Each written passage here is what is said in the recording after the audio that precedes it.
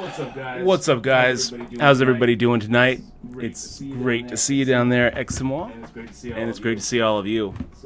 So tonight we are going to be going deep in some tournaments. Hopefully just taking them both down. The 2K and the 3K are going off on WSP.com, and yeah, we are live. Hello, everyone, and I want to do a special shout out to Grateful Mouse. Sorry that you can't watch us live, but we know that you're watching.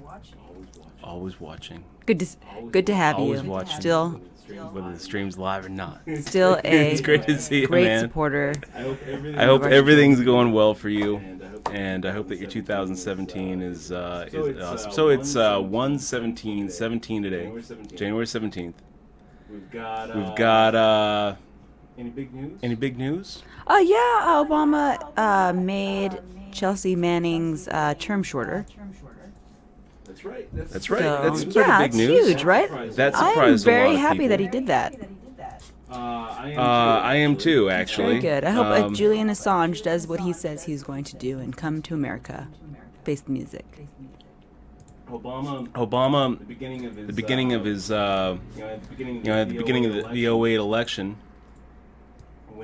paid a lot of lip service to how he was going to reform the whistleblowing laws and make it easier for people to come out with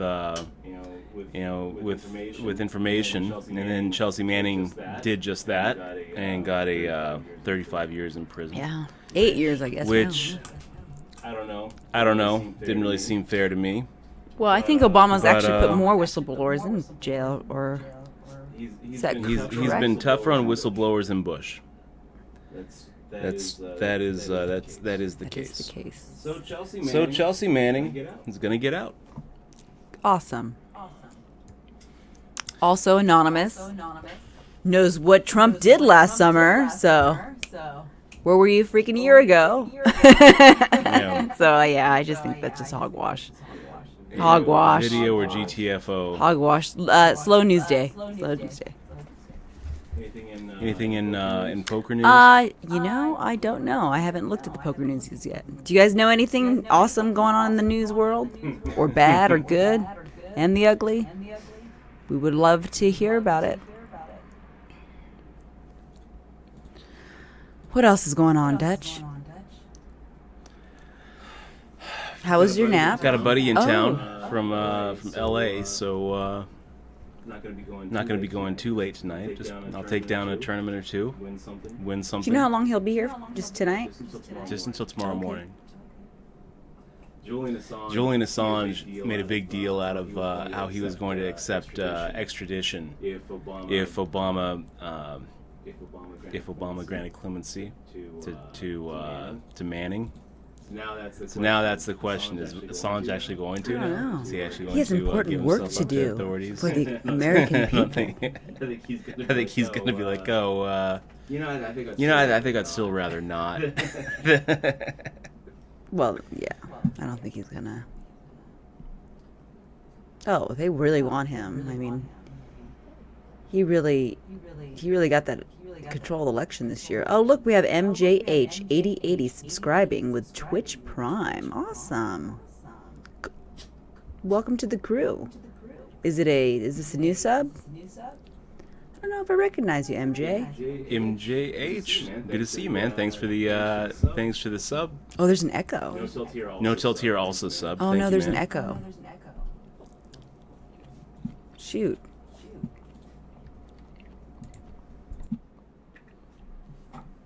We'll have to figure it out. What was the long last time? Did you change anything? No. We have to restart the stream. I could just try removing the sources. Let's just try re-adding the mics.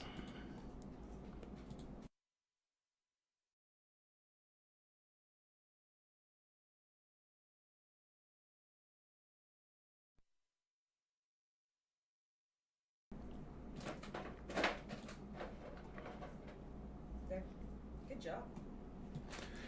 All right, we'll see if that works. Hopefully that got rid of the echo. If it didn't, then yeah, let us know and we'll just have to restart.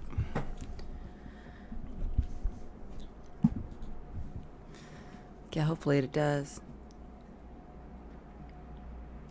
I'm good. You have the echo, I guess, says Money Miser. Well, Hopefully that'll fix it. We'll figure it out. What'd you change? What I changed was I removed the sources from the streaming software, and then re-added them. Ah, okay.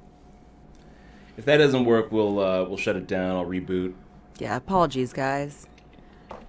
Do you think you're gonna try the other? You use OBS right now or I'm XSplit? using XSplit Maybe still. you should try to learn OBS.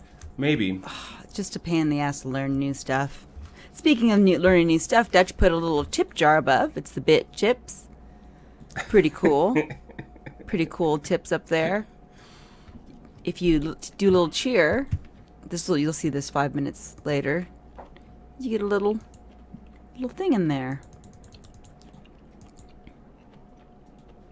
I quite enjoy Bit Tips because I just watch the ads and I get them for free. Oh, it looks like oh, never mind. I can't do it now. It says my ad limit has been reached. That's all I do in my spare time. I watch ads on Twitch. Get bits. All right. A little ace 5. Make the raise. Call the 3-bet. Now we got ace 7.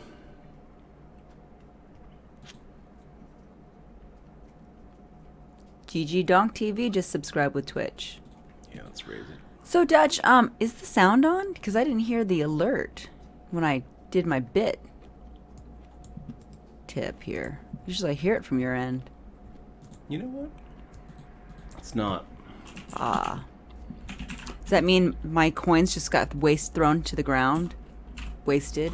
No, we saw the coins. A couple of those coins actually got into the cup. Okay, good. Just means that It's we 5 didn't whole hear them. cents, you know. Yep. Okay, I'm going to see if MJ is a new sub. I'm going to send you that book. I think See if MJ's we can actually get been through here for a while, but I could be wrong. We've got some outs. One down. But you crazy train. Nope. We actually might be ahead of Crazy Train. If Crazy Train's just sitting here with like a flush draw, then our ace high is going to take down this pot. Go ahead and check back. 3 of spades comes out, and if Crazy Train fires out a bet, I'm going to go ahead and make the call, hoping that we're looking at something like a King Jack of Hearts. Crazy Train, huh? Maybe like a 6-7 of hearts. If you had the flush draw, ace high is good. So let's see. Holy heck. Batman, you did it. Mugsley, Mole, where have we been? Holy heck, Batman. You did it. Oh, and Sick Nice just subscribed. So cool. I'm gonna Sick, nice, man. Thanks so much for the sub. send you a book as well. Really appreciate that, dude. Yeah, so you get a couple of stuff for subbing. We're still sending out those fist bump patches anywhere in the world. Yeah, we still have to catch up on them. It's been a while because we're on a little break for the holidays, and we were a little burnt out of streaming just about every day last year. We streamed a lot last year. How many days do you think we streamed? How many episodes did we do? Just with poker, we did something like 110. That's pretty good. That is pretty good. It's We also pretty had some good. Hearthstone streams, a couple of Rust streams. So altogether, we did. We were on about every we were on about every third. Third Yeah. of the year, and it still wasn't enough for me. We need poker streams 24/7.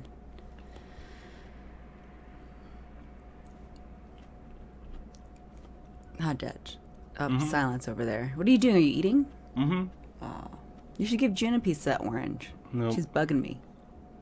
it's done. Just staring at me. That was the last piece, or I would. Aw. But yeah, we took a break for about a month, I think. A month, I would say. And now we are streaming on Tuesdays and Mondays and Tuesdays. And occasionally we'll stream during the week. But definitely on Mondays and Tuesdays. And that if you're is not a the, subscriber, I mean, if you're a sub, you could, and if you miss the streams on Mondays and Tuesdays, you can watch the past videos, and we also upload them on YouTube but later. I think those video on demands, they're open for everybody, right? No, Not they're just for private. subs. Are they? Mm-hmm. Did we switch those to private? I believe, yeah, they're private. Well, you can still catch them on YouTube eventually. They'll Yeah, make it and there's okay. 110 there to catch up on. Oh yeah. Of yours, yeah, of the on YouTube. Well, I don't know if there's 110. There's probably less because we missed them. All right. All the good ones we forgot to upload. Bilo Kurov there, representing the Antiguan flag. Who is what? Oh, is that what that is? Yeah.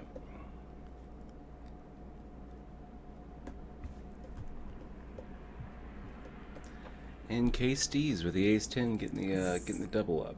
Saf Unreal says, I suspect Dutch brought back the stream to play with the tip jar graphics. Actually, no.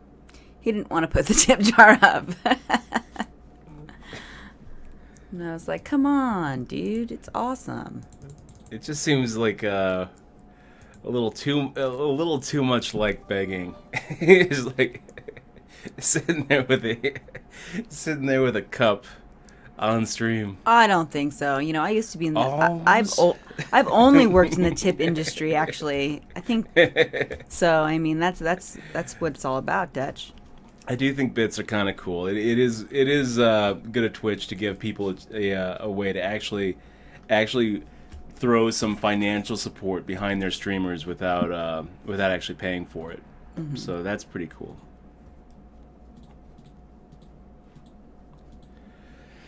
All right, what else is going on? I still have CNN as one of my homepage news outlets, but I think I'm going to change that. I keep on saying I'm going to change it. Is CNN fake news, Dutch? Well, is it biased? I feel like there was a good amount of bias from CNN before Time that, Warner, yes. Owned by Ted Turner. He definitely has his own agenda. Well, I tend not to that trust sites with those nasty advertisements. Yeah, when they're like, there's so much clickbait ads on CNN. Click here to find out the secret of youth. Use this ingredient. This information might save your life. Yeah. Click here. I've clicked one of those. I've clicked a few of those, and it always gets me. I'm like, ah. Whatever bias existed before Trump was elected. Now that you have Trump sitting there pointing at CNN saying you're fake news. You do not get a question. You do not get a question. Well, now they're really biased. Yeah.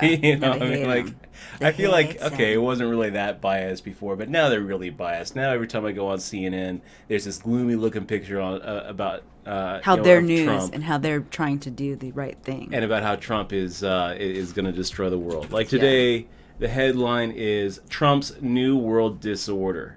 Ah. I mean, like, I don't understand how you can look at this and think, this is this really fair anymore? This is the headline on CNN: Trump's New World Disorder. It's like, okay. Well, we'll see how it goes. I actually, we'll see. There's another article coming out saying that a bunch of women are going to sue him. A bunch of women are going to sue Trump, the Trumpalicious guy. Trump? Yeah, for sexual assault, yeah. That's going to be interesting if that ever comes. I'm sure that'll come after Anonymous. Here it is on Reuters. Woman sues Trump in New York for defamation over sexual assault denial. So she's suing him because he denied sexually assaulting her. Not actually suing him for sexual assault anymore, because that probably happened a long time ago. Statute of limitations. But suing him because he called her a liar. So that kind of opened it back up. I guess. That's pretty interesting. Well. All right. I don't think that we can count on anybody betting for us, so let's just start inflating this pot. And bottom two pair. Pippin's here as well. Hello, Pip. Good to see you, Pippin. Good to see you, Pippin. We haven't seen you for a while. Hope that your new year is going well.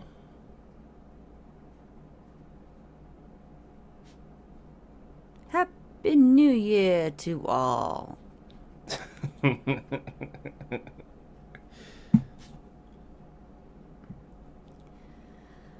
We'll see. Well, as a commentator, a YouTube commentator said about Trump, is that we are all on the same team, guys. So it's good for him to do good.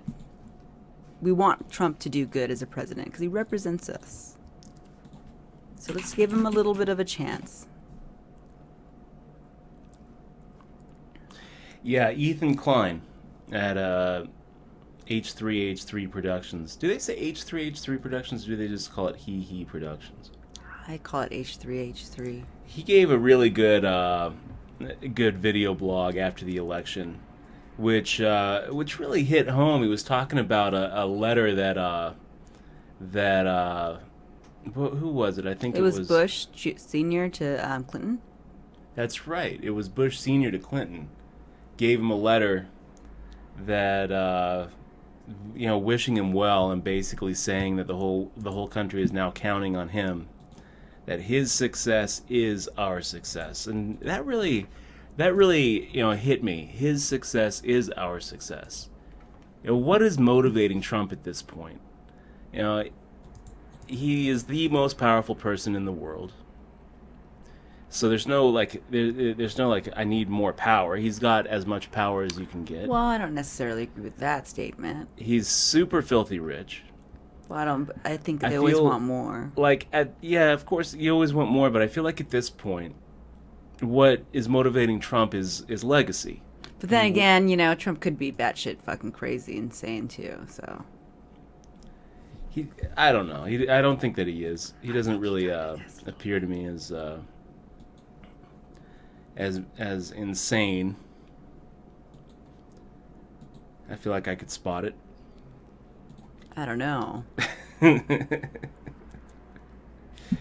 I think he's just trying to. I think that he's motivated by doing a good job and being remembered as the best president we ever had. I don't know. I saw a headline saying that he has his hands in Manila because to build a big skyscraper there. So what does that have to do with his Trump real estate empire? Like some crazy, insane things. I mean, the Philippines right now should be really looked at for what they're doing there. They're doing bad things. What are they doing? They're killing people on the street. Like nuts. Like the president of the Philippines, Duterte, talking about how he would go on little he murder wants to joyrides. he thinks Hitler did. You guys catch that? He puts himself as like the Philippines Hitler. Yeah. And he was half proud of that. So if that tells you anything, it's pretty disgusting, honestly. I'm pretty sad about the Philippines because of that. But, hopefully, I don't know. I don't live in the Philippines. I don't know how the climate is there. Hopefully the people there are safe. There's really nothing we can beat here. Nice hand there, Crazy Train. What'd you have? King 2. Oh, really shitty kicker there, eh?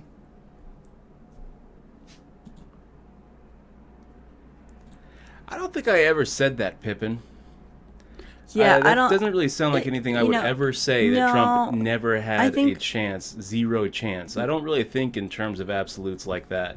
I no doubt said that he had very, very, very little chance, but there was always some chance. I don't know. There was just like there was, some chance that, what's his name, Evan McGregor would have been president. I mean, it doesn't really sound like something I would say, but I will tell you this, Pippin. If I was to have booked it on the night before the election, you did book it. You booked it. I was looking at about 5-1, 6-1. Well, I really you owe somebody a had chicken much dinner of it. and $2. Yeah, I mean, I bet on it. Just a chicken dinner, though. Yeah. I don't really like Dutch betting. No, she doesn't. The presidencies. I would make the fold there. But no chance. No chance? That doesn't really sound like something I would ever say. But, Trump would have lost if there was more people coming out to the polls. I just think people had, is it apathy is the word I'm looking for? They just didn't care. And now they do, because all of a sudden they thought that everything was going to be just business as usual, and there we go. And I'm really not convinced that that the world is going to be worse off having Trump than Clinton. I'm not. I feel like the jury's still out. We're going to find out. We'll find out in 8 years. We'll find out in 10 years. I don't think it'll take that long. I think it'll take a year.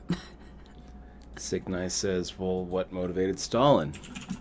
I don't know. I think what motivated Stalin is to get rid of communism or capitalism, and wanted to just control. He wanted money.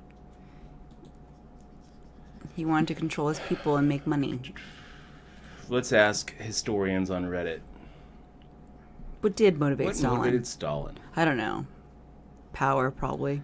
Jim J says, I think this is a difficult question to answer because Stalin's motivations in, say, 1930 are going to be very different from his motivations in 1940, and 1920, and 1910. The young, idealistic revolutionary who robbed banks to fund the party and risked exile, imprisonment, or death for the cause had little reason to think that he personally might one day hold power. Blah, blah, blah, blah, blah, blah. Things that do change, especially in the minds of the powerful. Underlying motivation for his whole life seems artificial. We need a more nuanced take. Interesting.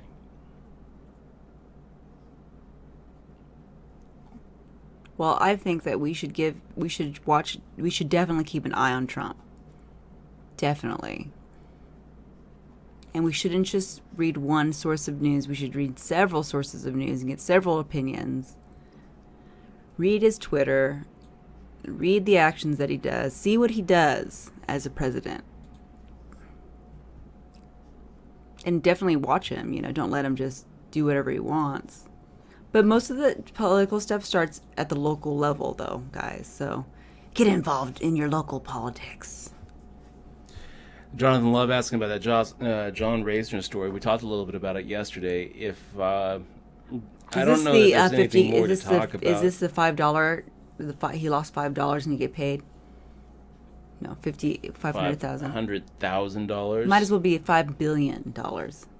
So yeah, someone, what was his name, Mark Klang, coming out accusing some guys down in Florida, along with John Reisner, of basically free rolling on him in these, setting up a home blackjack game.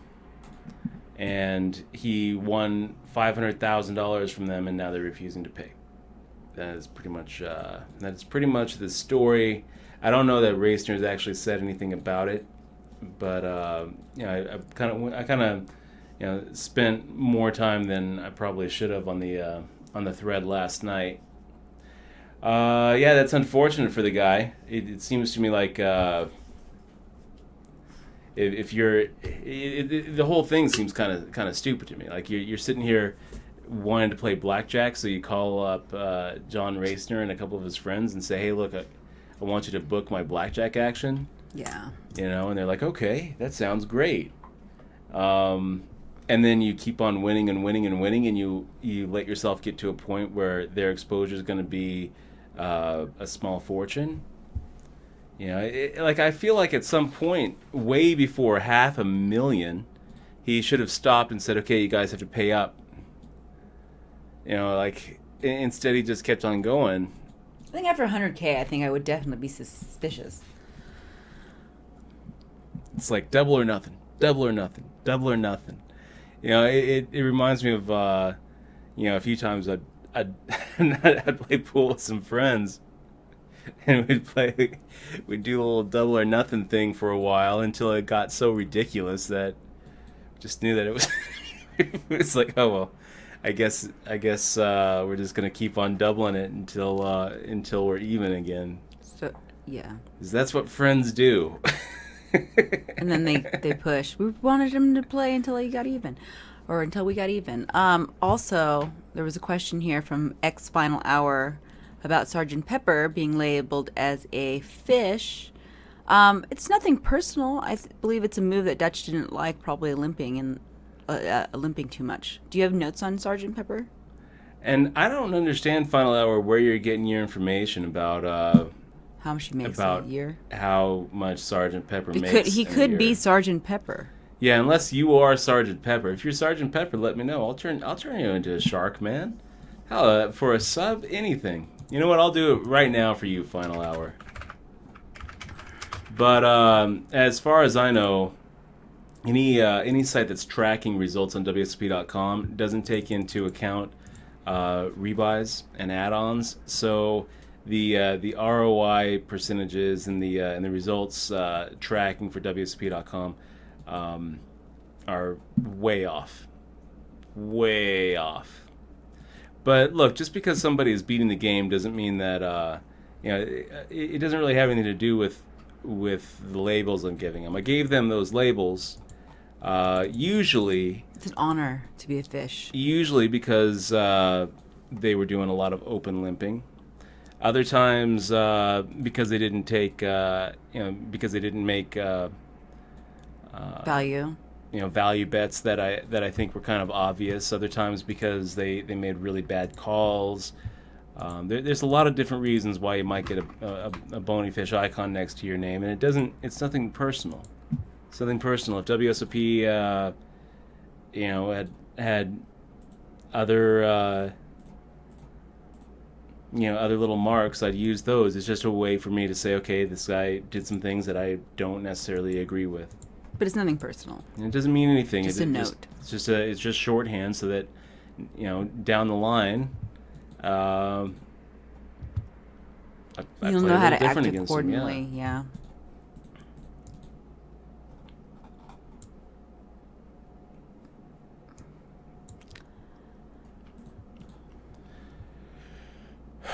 Power.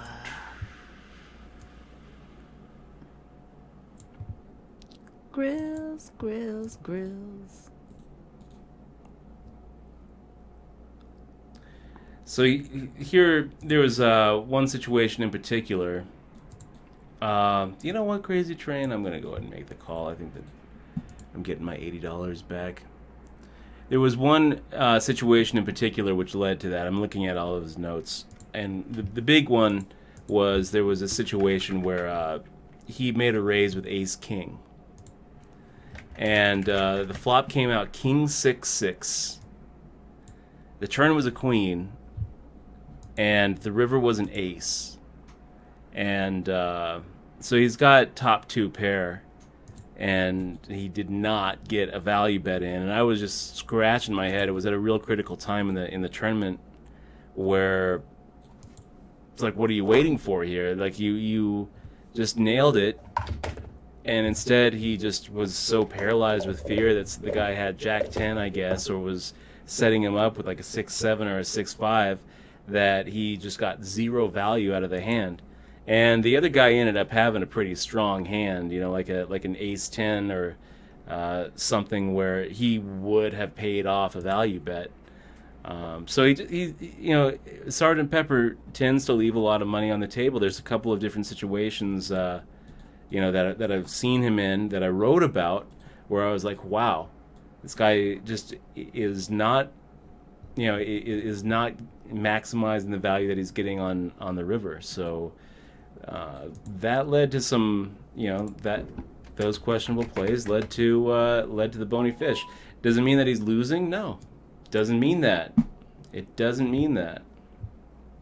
I'm gonna make the fold here with Jack 3 of hearts. Safari Joe, good to see you, man. Lauren has a good point, by the way. He's like, well, we'll never know if things would be different with Clinton. How could we possibly know? How could we know that? How could we know if things would be better or worse off with Clinton? And you're right. Yeah, we don't know. We could be worse. We will never know. We could be in a war with Russia. And I think that would be worse. We will never know. Yeah, we don't know. We can never know.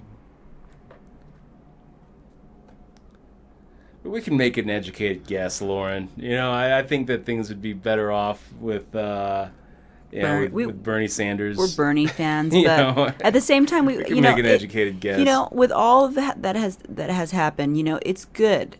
It'll be good because as a whole people, I think we go up in our civilization. But as far as Bernie goes, I think it's actually good because if Bernie did fail, let's say Bernie became president and he was just useless, Let's check back. then our Razor's faith setting us in up for a check raise then our here. I faith felt would it. be we'd be very disappointed, and everybody's going to be talking shit about Bernie. Just like everybody talks shit about Obama, just like everybody talks shit about Trump, and now Bernie has the people's ear. So I think it's good right now for Bernie as far as power goes. You guys saw how I don't think Cory Clinton said Booker anything. Oh yeah, got all that criticism for shooting down Bernie Sanders' bill. Yeah, for and they drug only imports. they didn't need that many votes. I don't think. I think they needed like 10 more or something. I was so disappointed to see that. For years, I've been such a Cory Booker fan. Anytime someone talks about him, I'm like, Cory Booker's a hero. Because he saved somebody from Cory a Booker's fire. a hero. And then I broke Dutch the news. I said, Dutch, I know a guy who saved somebody in a fire, and he hangs up a newspaper clipping of his picture and the story in his house. Yeah. And whenever anyone In his comes over, office, in his right? You said- in his house, not his office, in his house. And when anybody comes over for a visit, he has to show the newspaper clipping and relive the story again and again and again. So I never really bought the whole Cory Booker thing, but I mean, it could have been true. It sounds like he's just a man who likes money, It's unfortunate. And I mean, those are his Because, true colors. I mean, really, unless he magically makes up a bill to fix this issue about the price of pharmaceuticals, I just don't see him ever being in my good graces again. I was pretty sorry to see. I was pretty sad to see it. Cory Booker shooting down Bernie Sanders' drug import bill, saving sick American consumers a lot of money. I think it was the Young Turks what I heard when they said, "Oh, all those Canadians are dying from all the cheap." But they were being sarcastic, obviously. Because wasn't that his argument? Is that we need more regulation or something? Pretty much, we're just trying to keep people safe.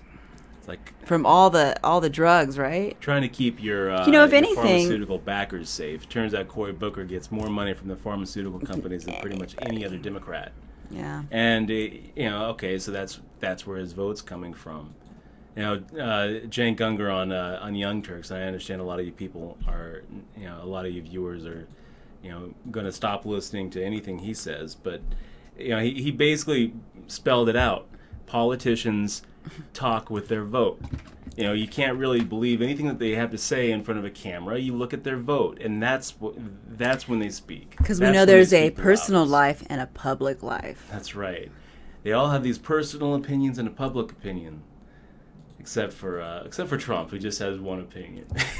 One thing I like about Trump is he's very straight. There is an authenticity there where I don't think that he is hiding his opinions. But I do think, guys, I do think Trump can. If Trump I think is, I'll have this be my public opinion. if Trump is that way, I think that he can get my swayed. private opinion. I think he could get swayed though. Like if enough people were on Trump, I think he gets swayed in the right direction if enough people are there. Also, I want us to shout out to I Nuke Your Mom. Good to see you. Happy to see New you, Nuke Your Year. and then 3 hammer time. Instead of a war with Russia, we'll settle for China, then with Trump. Well, I was thinking that we were going to get into a war with China, but then I guess I read somewhere that Trump might have ties with China. So looking at about an 8-1 when we make the call, assuming that we get all the overcalls. That's about right for a hand like this. Unlucky Grover shoving. It's got to shove, right? Are you really gonna just give up? Wow, look at that. 200.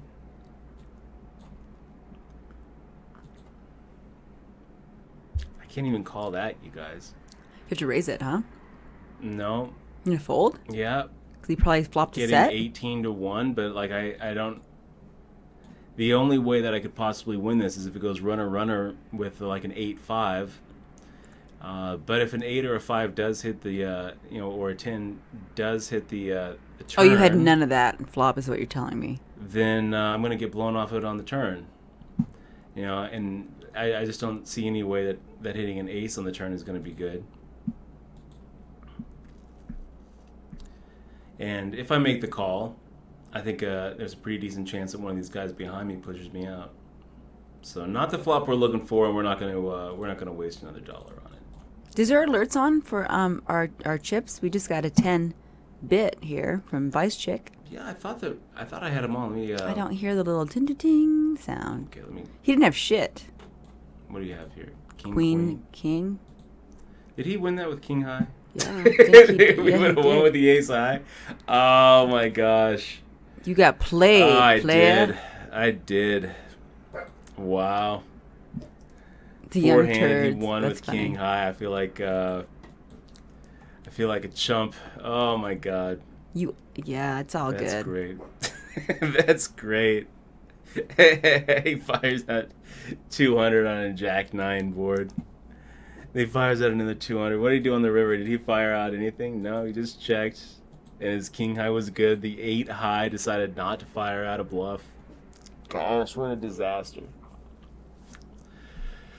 What a disaster. I think that's funny, Poker Fun. He calls the Young Turks the Young Turds. They should have saw that when they were branding. Yeah, go back Like to Judge Fox wanted to News name our articles. he wanted to name our child Janus. Janus. I'm sorry, Janus. And I was like, It's the Roman oh, god of time. a butthole. I J thought that was Butthole. I thought that was a great name for a kid. Till I realized that it wasn't. Yeah, it took a. You didn't even. Butthole. How long have you been thinking about that name? Oh, Like a just week? for like a, just for like a day. A couple of days. He's like, what do you think about J Butthole? What do you think about J Butthole? No. Why would I name my child that? Oh, You really want my our child gosh. to go through hell? That's really funny. That's what I would call it. If we named our kid Janus, what is it? Janus? Janus. Janus? Yeah. Janus. I would just call my child J Butthole. J- Get up, J Butthole. pretty Go to funny. school. You don't think that'd be a good name for a kid, huh? I can't even say it properly. I have now trained myself to say it Janus. Man, this is So. always a weird spot. Oh, my foot's asleep. KST's making the raise. We're sitting here going to be out of position with Queen 10 off. A 3-bet feels like it's just asking for trouble. A call feels like it's asking for trouble. I saw Cliff Josephine make that fold in the small blind with Queen 10 off suit against a button raise. I think I'm going to do the same thing. I don't think I rinsed out the coffee pot well enough. I think there's soap in here. It tastes soapy. So, Yeah, GG on TV. Those tears were delicious. I thought it was pretty funny that the little meme. You know those liberal tears you thought you were drinking? they were something else. They were something else.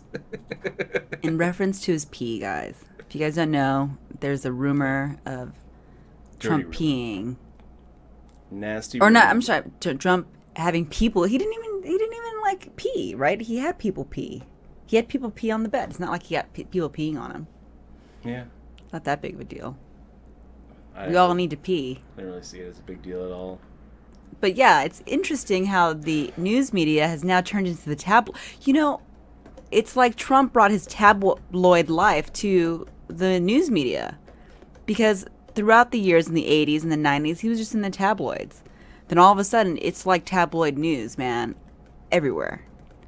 It's kind of ridiculous. Who cares if he had people pee on the bed? I mean, it's not really that big of a deal, is it? Is it? I don't think so. Ross the boss. And that's the sound I like to hear, the little ding ding ding. Thanks so much for the tip, man. Really appreciate it. Let me Look at that little have the wink. alert box up. There It's a we really go. cool wink. I like that. What was the wink? The Kappa wink. Kappa now Oh my winks. gosh, I have it. That's the first time I saw that. Yeah, I think that's included with their bits. I think there's something to that. Now, Aces Up had a comment about because Trump would be less inclined, or no, Putin would be less inclined to work with her. he would show her zero respect from day one. At least with Trump, there's a chance of diplomacy, or aces up. At least with Trump, he controls him. We really don't know their relationship. I mean, do we want a president to be controlled by another world leader? Is that a rhetorical question? Yes, it is, because we don't know. We don't know because we haven't seen his tax returns. My answer would be no. We don't want that. We don't want we don't want a president that's being controlled by Putin. Yeah, we don't. Right? We don't. No, we don't. Yeah, no. The answer is no. You know, I'm reading this book called How Nations Fail, and there was a really interesting thing about Russia, which I didn't know about. I don't know much about Russian history. I don't really know much about world history, but this is a really good book to give you like glimpses of history. And there was a time in Russia that they had people working, and if you were idle for like 20 minutes, you could be sent to the gulags for not working, because they had you working. Yeah, how crazy is that? And they had everybody working in like industry. They call that absenteeism, right? Yeah, absenteeism. So imagine being at work, you're chilling out. And this was like in the I want to say in the 1900s, like 1920s? This was not maybe? like ancient history. This was last century. Yeah. There's probably still people like, alive. You know, your grandparents were alive while this was happening. And there was it's a really good book. I recommend it. It's a very long book. It's like 700 pages, and I'm halfway done, which is very, very disappointing for me because imagine being at your desk. I want to read. You're 50 playing a little books bit of you're playing a little bit of Microsoft Solitaire. Your boss comes around, and before you can hide the screen, man, I feel like our Ace 7 is good here. Unlucky Grover. I mean, he's a horror. I mean, I feel like he's sitting here with like a King Jack or King Queen. Well, now our A7's golden.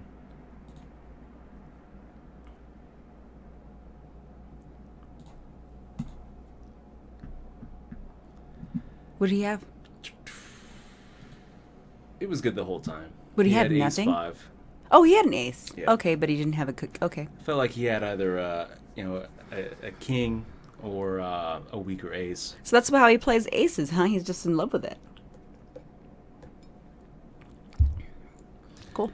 Yeah. So imagine like your boss comes around, he sees you're playing solitaire. You don't get a warning. You don't get fired. You get thrown into a Siberian there was like labor prison. There was like 3 different things. Like you either got into a prison, hard labor. You worked hard labor. You got banished in Siberia, or you got shot. I think. Crazy. I bet they did kill a lot of people. I didn't highlight the chapter. I should have though, but it was like I was really crazy. Yeah. It's a good book though, guys.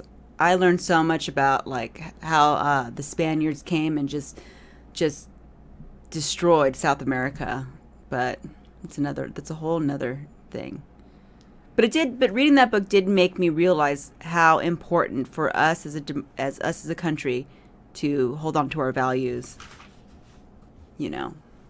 and really pay attention to the outside countries. Because though we as Americans might think that we have the best ideals, they too might think they have the best ideals, and they might want to change our ideals. And obviously, America has tried to put their ideals to other countries. I mean, what's the right answer? So it's really, really complex.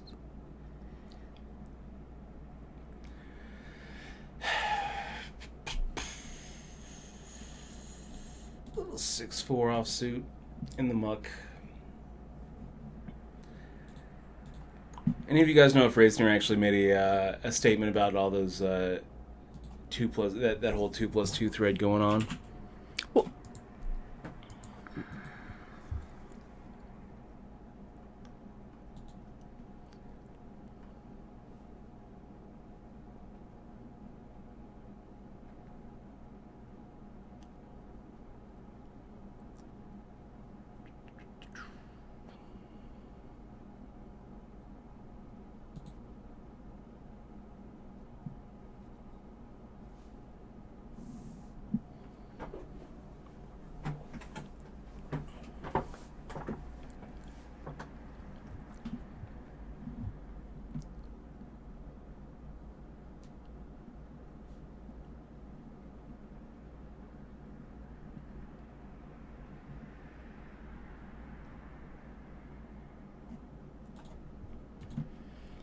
I'm looking for poker news on Reddit, and there's nothing on here.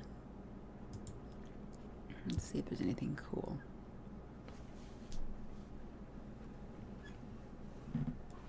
How's Bitcoin doing anyway? I think it's around 8:30. Okay, that's not so bad. It kind of fell a little bit, huh?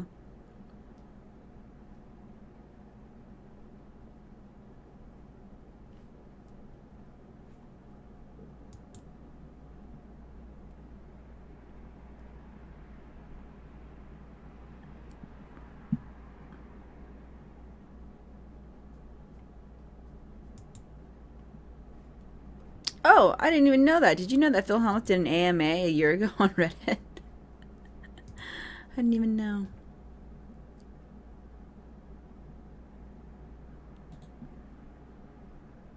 Phil Hellmuth did an AMA?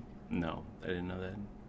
I remember Antonio did an AMA, but then he wouldn't answer a lot of questions. People were like asking him a lot of stuff, and he just was just Who? like, Who was? ask me anything except for that, and except for that, and except for that. Don't ask me that.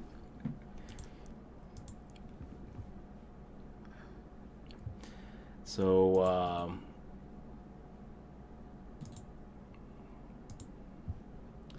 Hey, Checkered Karma and Jeff Gem. Good to see you.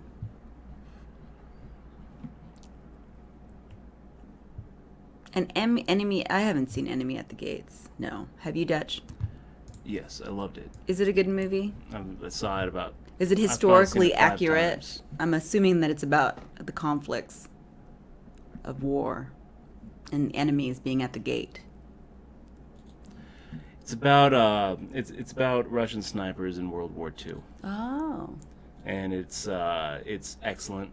Rachel Weisz, Jude Law, Ed Harris, Ron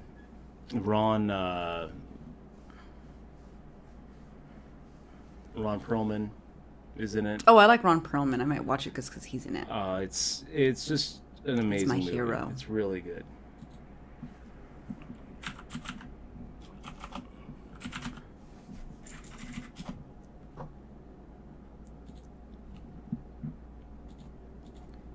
One of the best war movies I've ever seen.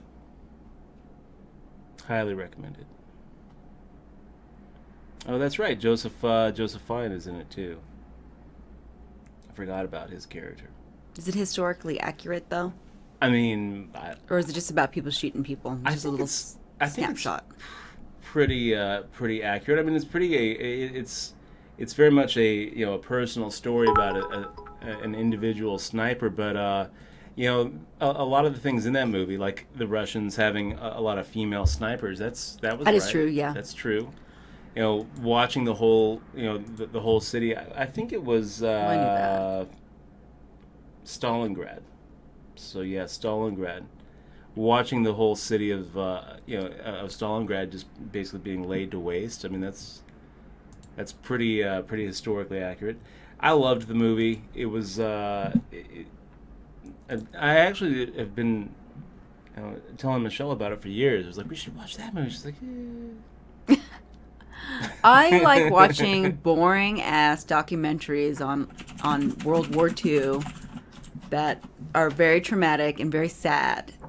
That's what I've been up to for the last 2 months. I've become one of those people that are really interested in World War II. When I was younger, I was like, why are these people, do they even care? I love it. I love watching documentaries about World War II, all that stuff. I've become one of those. Now the next thing I guess I'm going to start liking are like ships and stuff. And airplanes, right?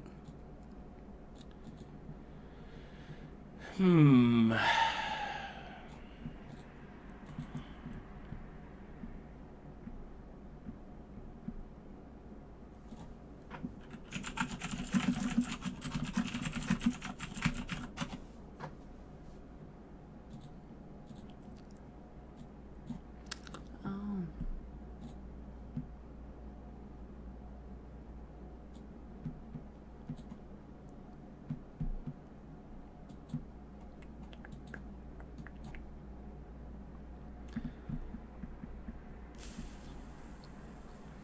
Getting into drugs and being high is a stupid thing to do. Being in control and saying low is not the easiest thing to do. Be an original and take a stand to the... No more. I don't want to hear it anymore. Say no to drugs, It's a guys. tough decision here. Are you watching this table, Michelle? I am. King 2-7? Yeah. You have a king, right? No, I have pocket nines. Ah, pocket nines. Shit.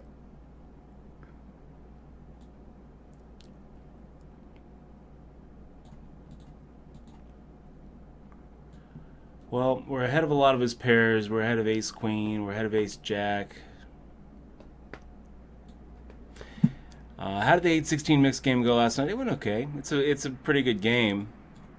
If any of you guys are ever here in town and you feel like playing, it usually goes. It's a good group of people.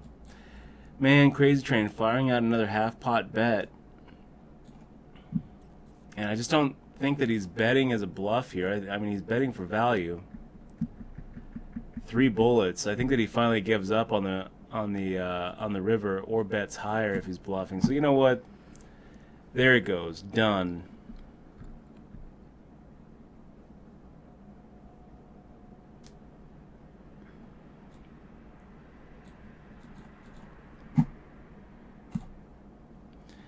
And Jay Rigoni, I'm pretty sure that your question was just an auto mod thing. But what's the question? I didn't get it. You got it?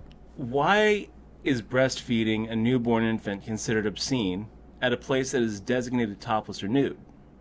So you go to a nude beach, but it's you can't breastfeed your baby. Is that right? I didn't know that. I didn't know it either. Probably because of men. Men can't handle it. Yeah. They go crazy with lust. They just whip it out right there. Okay. With that, we're going to go on a break. We'll be right back. Men.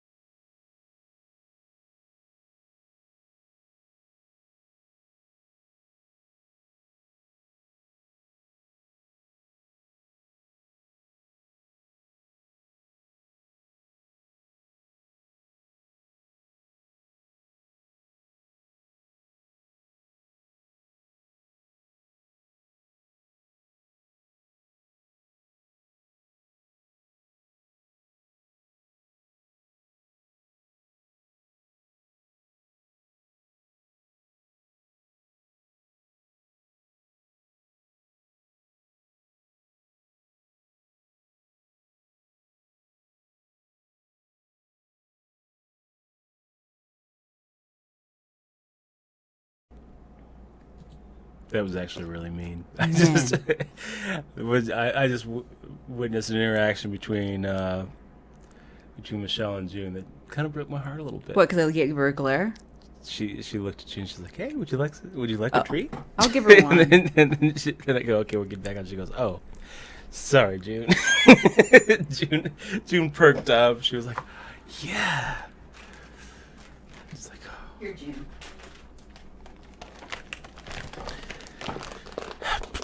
Do you want me to tell them the story about the man, or no? That I just told you during break.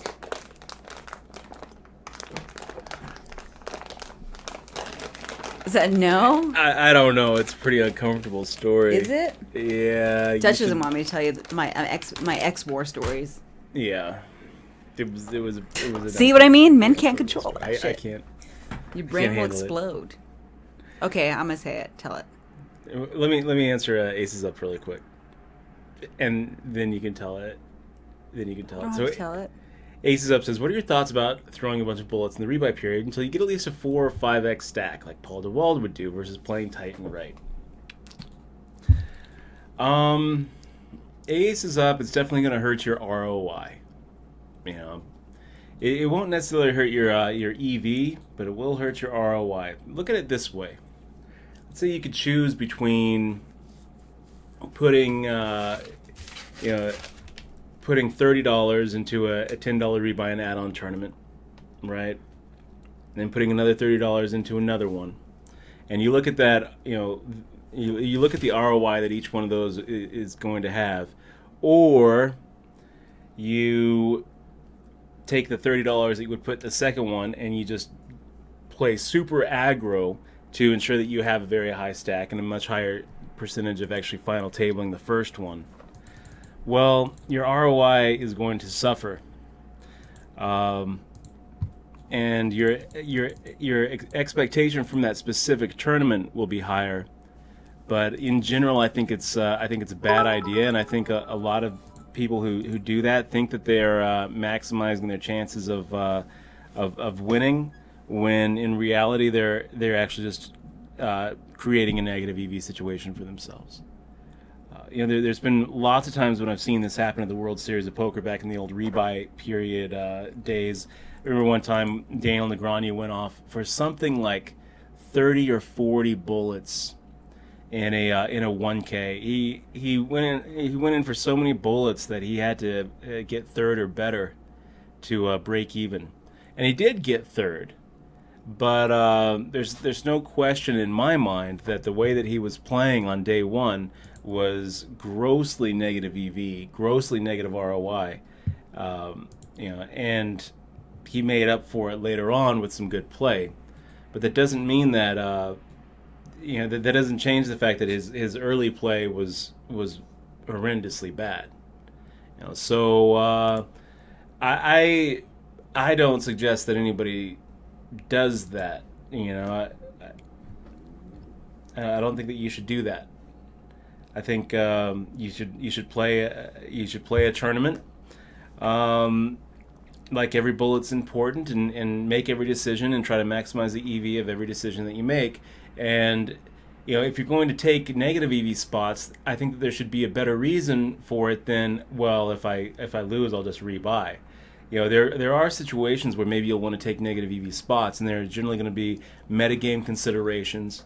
Like I'm going to be playing with this guy a lot in the future, and I want to discourage this type of behavior. I've done that plenty of times.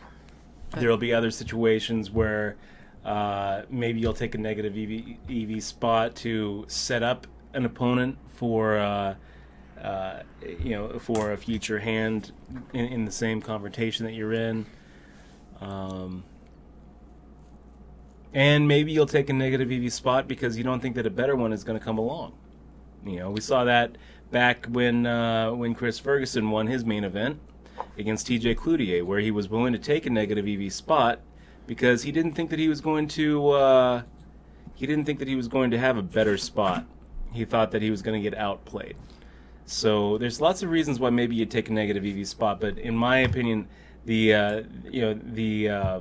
shouldn't be motivated by the idea that, oh well, if this doesn't go well for me, I can just rebuy.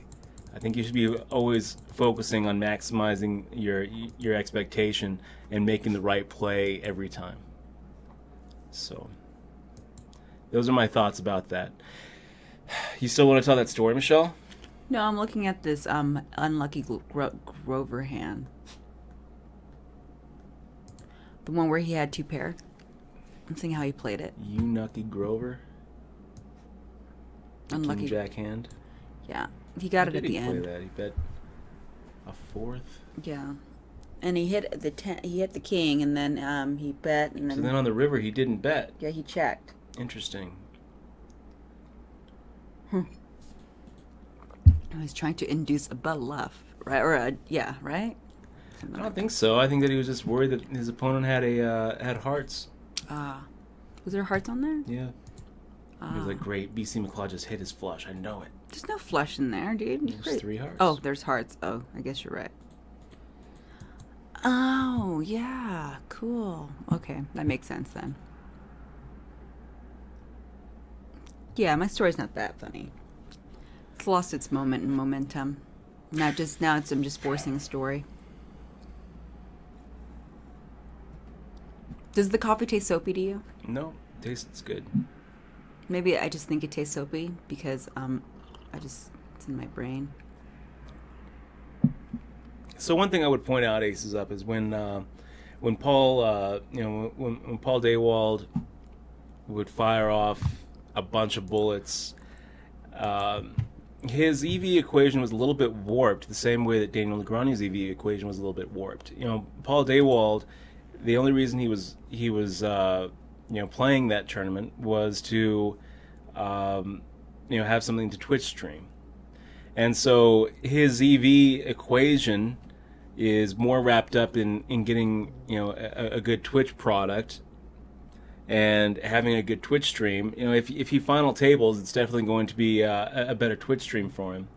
Just like in Daniel Negreanu's mind, having a bracelet winning a bracelet and giving himself the highest chance possible of actually going home with some hardware trumped any sort of negative EV hit he was taking along the way. People play for a lot of different reasons. So I don't know. Because they're feeling lucky, man. They're like, I feel lucky. That I'm going to double up. Then Negreanu's doing the wrong thing or Paul's doing the wrong thing. I've never felt comfortable taking away the worst of it knowingly, thinking, I'll just be able to throw more money at it. That's always felt wrong to me on some level. Is it? Maybe you're thinking of it wrong then. Maybe it's the right thing to do. I remember watching... I saw you roll your eyes, mister. How dare you? I remember watching one of Samantha Abernathy's stream where she was like, okay, well, I'll just make the call here. I'm probably behind, but I'll just rebuy if I lose. It's all right. There's nothing wrong with that. And I was like, no, don't do it. Well, I mean, I think that you're getting information, too, if you're calling situations where you want information. That's another reason why a lot of people justify taking negative EV spots. That's right. You need I'll pay for information here. There's a price. I think we win this hand.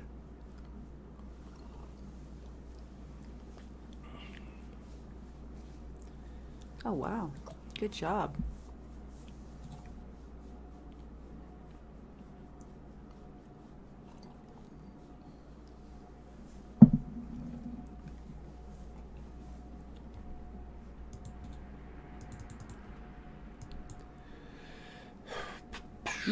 Can you see my chat? Yeah, I can see your chat. Okay, because thank you very much for the cheers. Yeah, I didn't get my accolades. I'm sorry about that.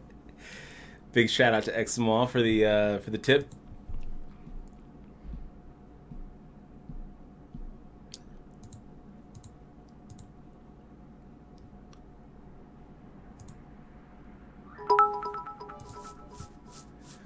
Examol cheered.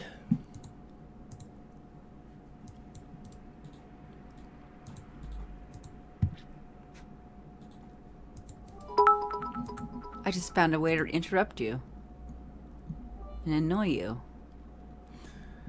You know what? It's never gonna annoy me. Throwing pennies at me is never gonna annoy me. Then it stopped. Okay, there it goes. Okay, now it's starting to get. So the next time you're telling a deep discussion, I'm going to do that.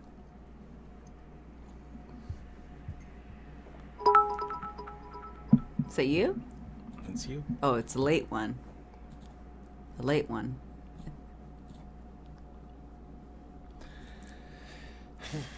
We got some outs here, boys.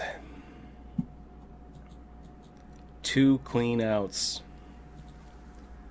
2 dirty ones. There's a lot of people in this hand.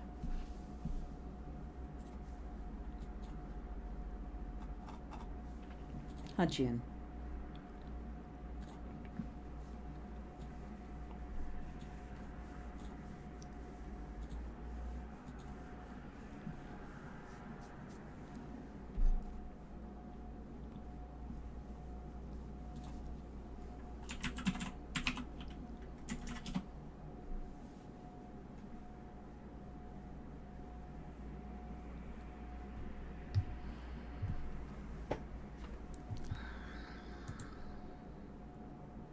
Did you watch Doug Polk's video on Dan Bilzerian?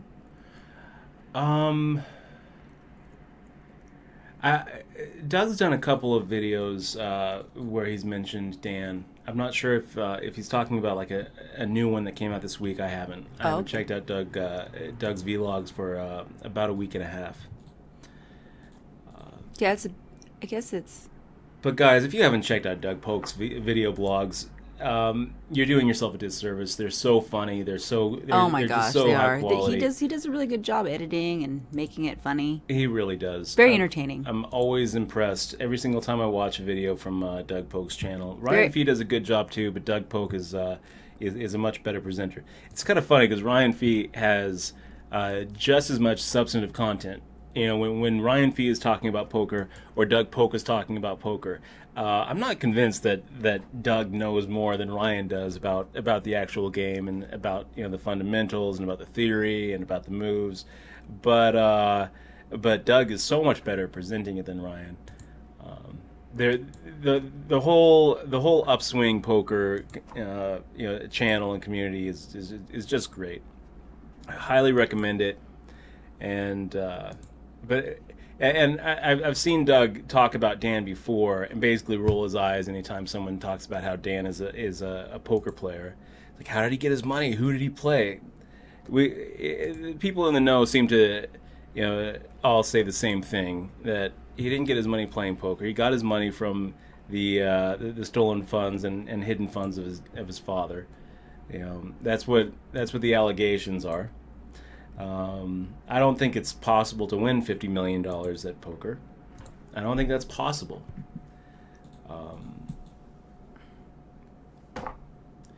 Maybe. Maybe. But if you're going to win that much, then you had to have started with quite a bit, Makes money to make money. You can't just like show up and $10. Run it up. I had $10, guys. So where'd the original roll come from? That's right. I think what this is something you see a lot in poker is people use poker to launder money. You see that. Do you see it a lot? You do. In poker? The games, especially live games, are always going to be good because there's always going to be drug dealers, there's always going to be pimps, there's always going to be Stop smudging criminals the name of poker, Dutch. Who it's never going to be legal if you go that way. Are using poker as a mechanism to launder money and clean it, and make it so that they can spend it and report it, and actually buy whatever they want. And you see it all the time. There's no tracking when it comes to live poker. I thought in some casinos they won't let you cash out a certain amount or something, or they won't let you cash in or something. They do keep track of some chips. I don't know. As far as I know, there's not going to ever be a casino that when you sit down at a 200, 400 mixed game, they're going to say, "Oh no, sir, we have to know where you got that money from." There's going to be plenty of times where you try to cash out chips that you can't account for how you got them. then they won't cash you out. And if you cash out more than a certain amount, they'll report it. But there's plenty of people in poker who are playing, playing big and reporting winnings when in actuality they are losing players and they're making their money in another way. So Racer X behind me, Bilakarov in the big blind. Let's fire out. Do you think you're going to ever go back to Canada to play poker again? No. If I decide to take another shot at like a scoop or a W coop, I think I just go down to Mexico. It's a 4-hour drive.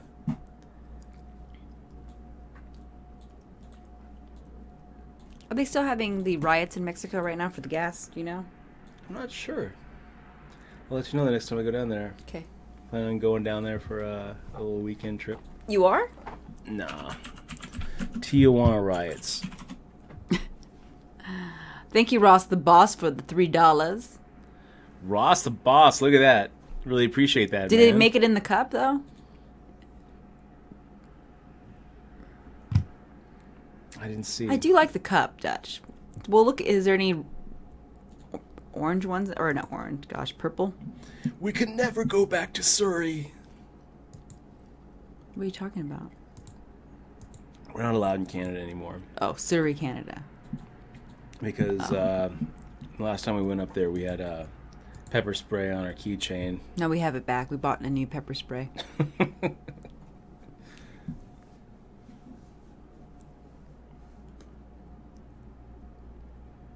I like Canada, though. I like the... When we go to Seattle, we'll go up there. Why not, right? Go see the honeybees again? You know, that's not a bad idea. We're like right there. We can just go to Vancouver for a night, right?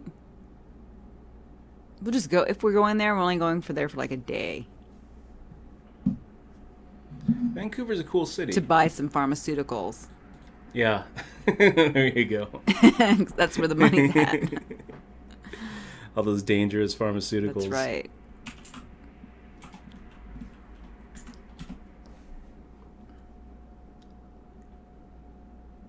How's the weather, guys, over where you're at? Oh my gosh.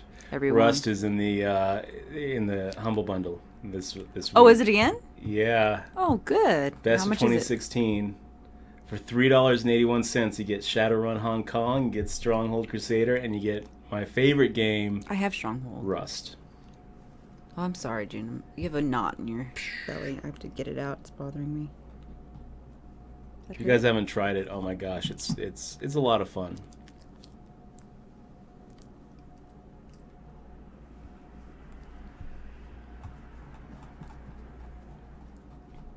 Yeah, it's a lot of fun if you like toxic communities that want to murder you all the time and not let you build. Pretty things. much, yeah. And you like being bald.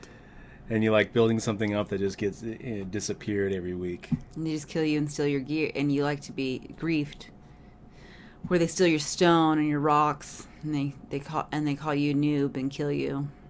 Then they chop your body up and eat it. If you like games like that, then Rust is the game for you. And who doesn't like games like that? I've put way too many hours into Rust. I have to feed my dinosaurs. I've been forgetting.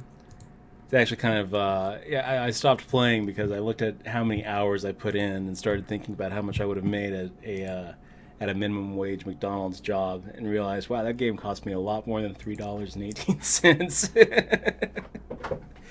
I don't know why you're aiming low. Why does it have to be McDonald's, Dutch? Why can't it be something better? I mean, shit.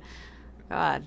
You should change your analogies to like something better. Yeah, I could have been playing 8/16 mixed game. There you go. In that case, the game saved me a lot of money over the years. That game saved me a lot of money.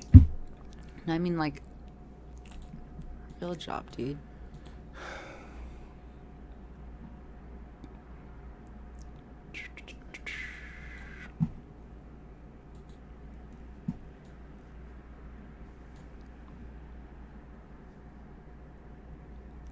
So, everyone, I'm thinking about starting my own local Vegas website. So if anybody has any advice on how to do that, PM me. What's it going to be called? Local Vegas. But I have no idea where to begin. Localvegas.com. Yeah. Good domain name. It's a pretty good domain name, Michelle. Yeah. And I'm also going to be selling furniture. No. I have a girlfriend that sells furniture. She supposedly makes so much money. We don't believe her. Well, she could be making a decent amount. Flippers do make a decent amount of money. Yeah. Yeah, they're making money in the long... I mean, it's going to be a while, probably, for some people. Yeah, I believe it. I just don't think flipping's is worth it in the long run, like all the time. You really have to be scavenging a lot, like nonstop.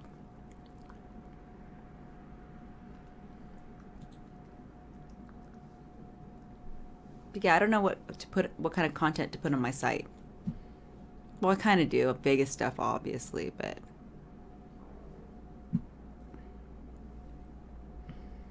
June. All right, a little 7 deuce offsuit. Does that hurt?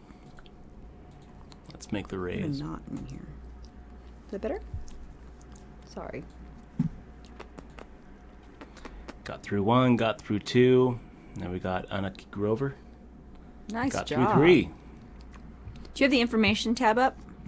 Yeah, we're 40 out of 114 right now. All right. And top pays 1,000 buckaroonies.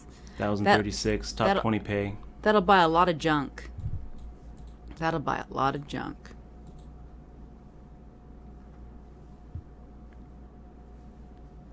Oh, wow. Oh, I'm glad that the weather's looking up. Zed Factory. For you. Oh my gosh.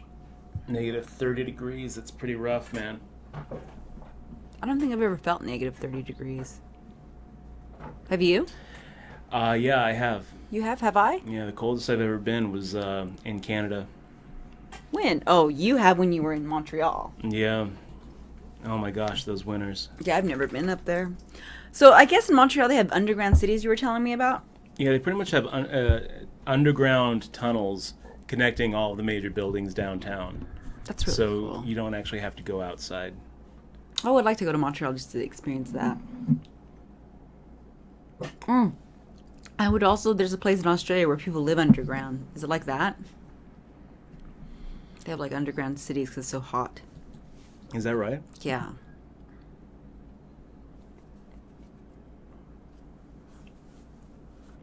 I think it's pretty awesome.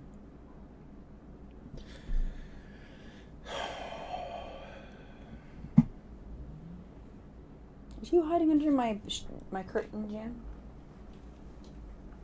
Oh my gosh, she is. She loves going behind that curtain.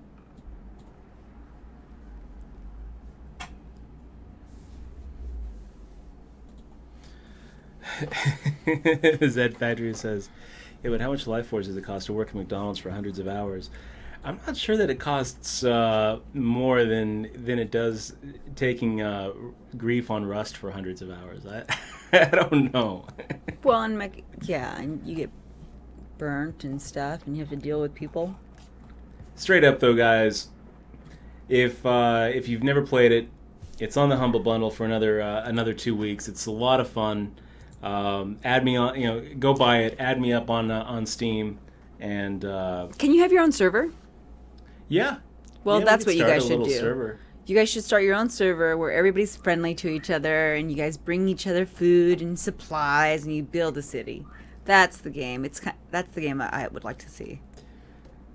We all take down the helicopter together.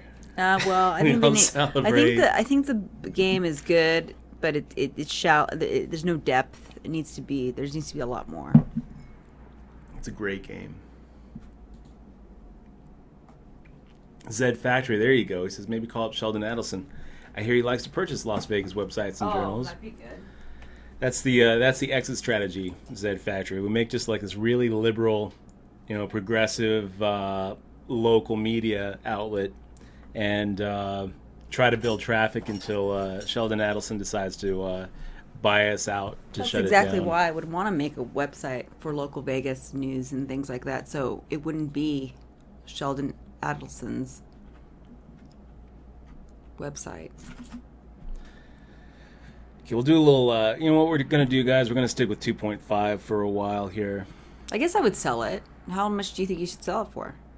Localvegas.com. Yeah. I mean, it really depends on how many people were actually watching. Watching it, visiting it, and depends on its exposure. Depends on its revenue, I guess. Bilakharov making the raise here.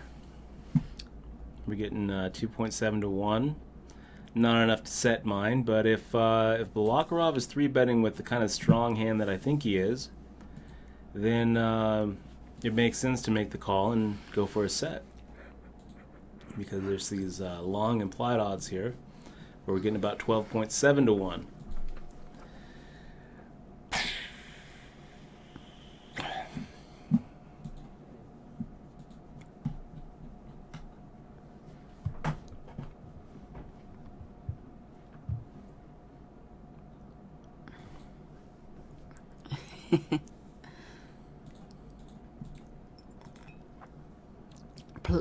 Splash the Maid Cutie says, Montreal, it's cold.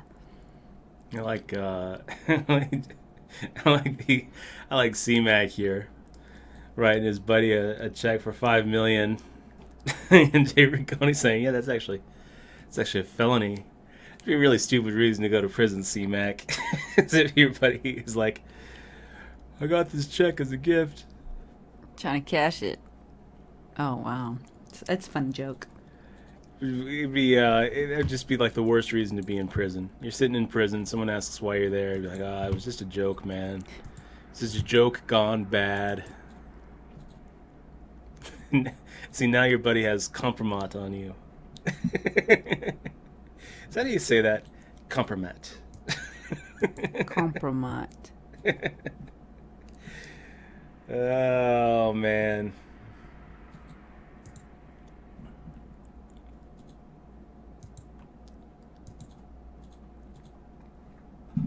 Hey, by the way, guys, really appreciate all of you being here. Make sure to click on that follow button. If you're not following the stream, and it's your first time here or your second time here, make sure to click on follow. It definitely helps us out. Have you checked how many follows we have? I don't know. How many do we have? I stopped looking. Yeah, I stopped I looking stopped too. looking. Honestly. I think we've got a long way to go before we hit the next 1,000 mark. I think we're somewhere around 13,200.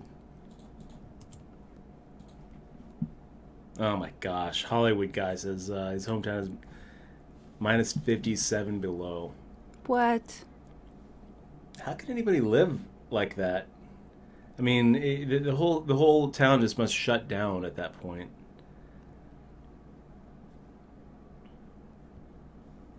Well, you just stay home and be cold. Yes, Rust is the Hunger Games, dude.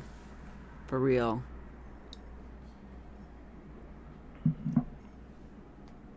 Hunger Games is there's actually a game on Steam that's a lot like the Hunger Games, and it's called The Culling. Oh my god, that's a hard game. It's You don't you have that game? Yeah, and I like the game. It's pretty fun.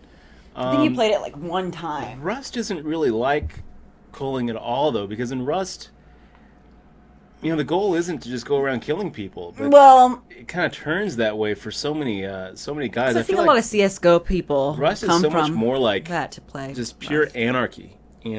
What's the point of Rust? There's really not a point. They should make a point where you become a leader of the society. You become king. Like if you have a server, you can be king of the server. I don't know. And then every week somebody tries to dethrone you. I've always wanted to in Rust, though. I've always wanted King to try for to a take week. over a whole server. Tool cabinet That will on every never single, on every single point. Yeah, that's a little bit too big and ambitious for a video game. It's pretty ambitious, especially with the wipe cycles that they've got. Just start out with your own server, and then you can be the god. In You your at least server. take over a whole island, though, I guess. It's not a big deal taking over an island. We're gonna go ahead and make the raise here. Why? Because we're ahead. I wish Russ had better recipes for cooking or something, though. And better furniture and decorations. It's pretty much Dolls for Men. Sim, but with real people.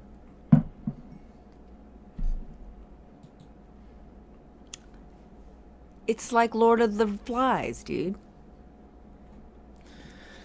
That's what it reminds me of. I get a sense of Lord of the Flies when I'm playing Rust.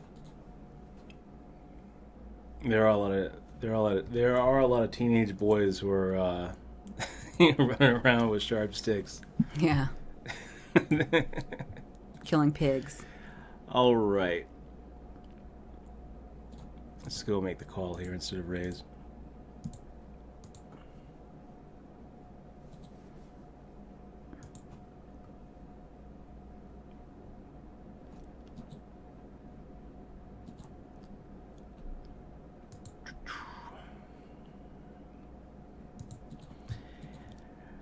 I could come up with better flops. That's a pretty good flop. I'm going to go for a check raise here.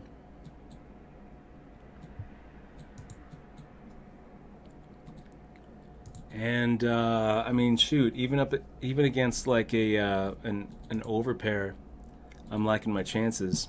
Even up against something like a 9, I'm liking my chances. Just gonna go for a pot size raise.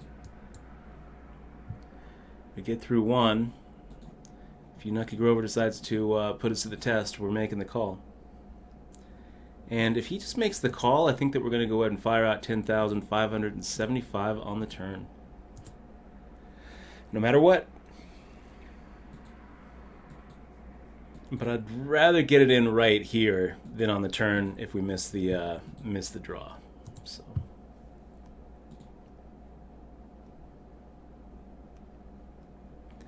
The only hand that we're behind in that in a flop like 9-5-2 with 2 spades is going to be a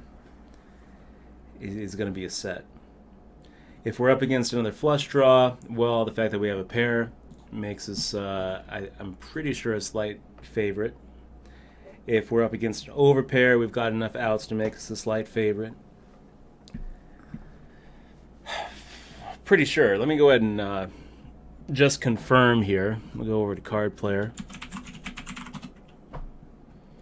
Let's start popping in potential hands that we could be running up against.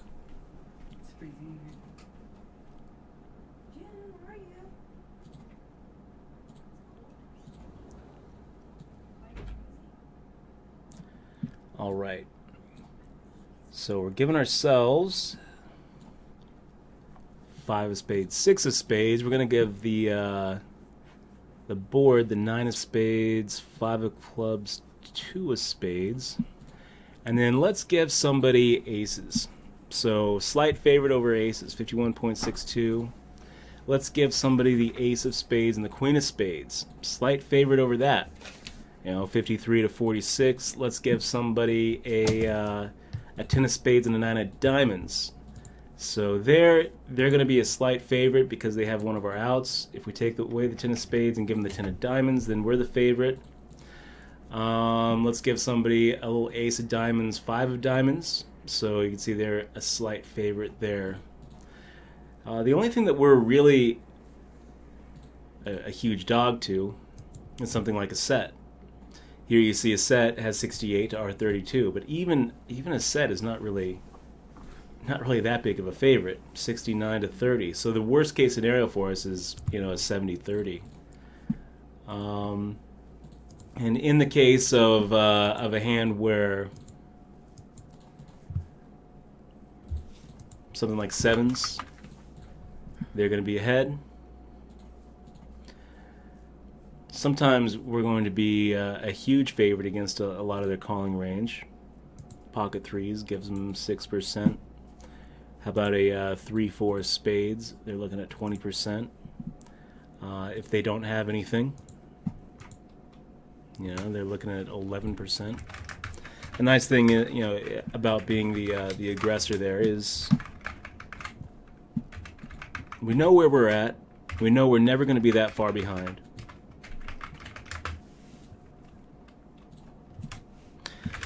So let's make a little 3-bet here against Turn the Nuts 1.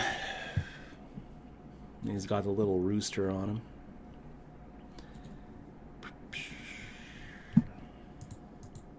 Hark Nasty, good to see you, man. We get through with our A side. Happy New Year, Hark Nasty.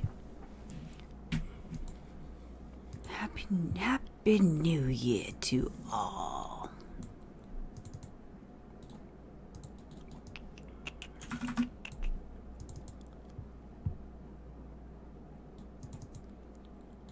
Going for a 2.5x here. Oh, we still have 101 players in this tournament. It's a lot. It really is. I felt like we were going to lose a lot more. I mean, this thing has been going on for 2 hours now. Wow. We've only lost a third of the field. A lot of these players sticking around. It's good. It is good.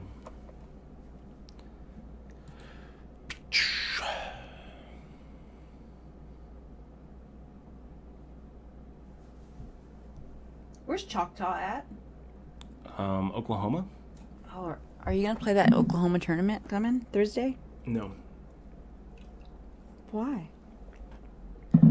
I'm banned from the state of Oklahoma. Are you? Yeah. Okay. I've got warrants out. Okay.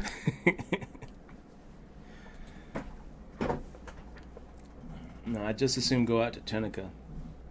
I've always wanted to go to Tunica. I've heard of really nice things about the place. I think that's the only time anyone has ever said those words. That what we just heard there is an original. An original and human expression. No, I never really went there though. You always talk about it and how miserable it is. I wanna visit and see for myself. It makes her want to go. Because I can make things bright, even in the worst of miseries. Well, I'm sure that if all the times I went to Tunica, I was hanging out with you, it would have been a much better. I'm a good traveler.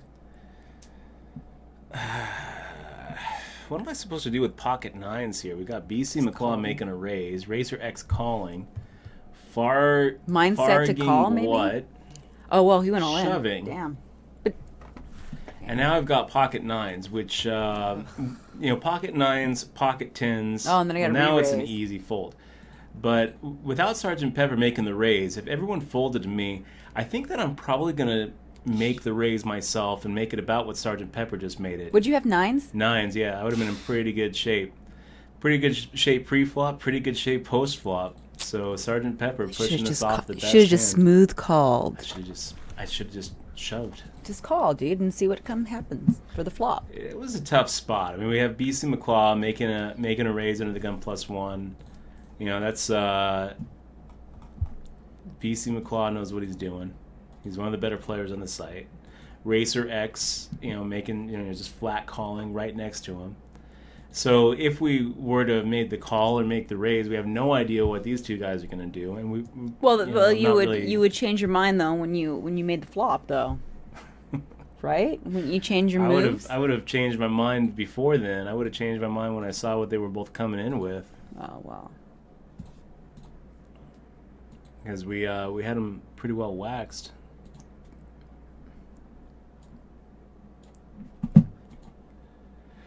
Pragmat, good to see you. He says a rare Dutch and Exmoor sighting. So we're going to be streaming Mondays and Tuesdays now, Pragmat. Monday and Tuesday nights. So. And eventually I'll be streaming games. Hopefully, I think I'm going to stream like once a week though. If I do. Yeah, I decided. was thinking about actually starting our own stream. I think I'm going to stream Don't Starve though. I think a spinoff. Maybe. Yeah, a spinoff exactly. If I play Don't Starve, are you going to play it with me? Yeah, I would play. Are you asking me or are you asking the stream? I'm asking you, Dutch. Yeah, I would play. You guys could play too if you guys have it. Probably die though. It's a fun game. They always update it. They've been updating it a lot, so there's some new content in that game as well. Yeah, I think I am. I don't know what day. Maybe Wednesdays. Not tomorrow though. Tomorrow I think we're going to dinners, right? Yeah. Maybe Wednesdays. Do you think Wednesday's a good day? Yeah, I think Wednesday's a good day. I think weekends are Maybe good too. Thursday, so I have a day to sleep weird. Dance party backgrounds.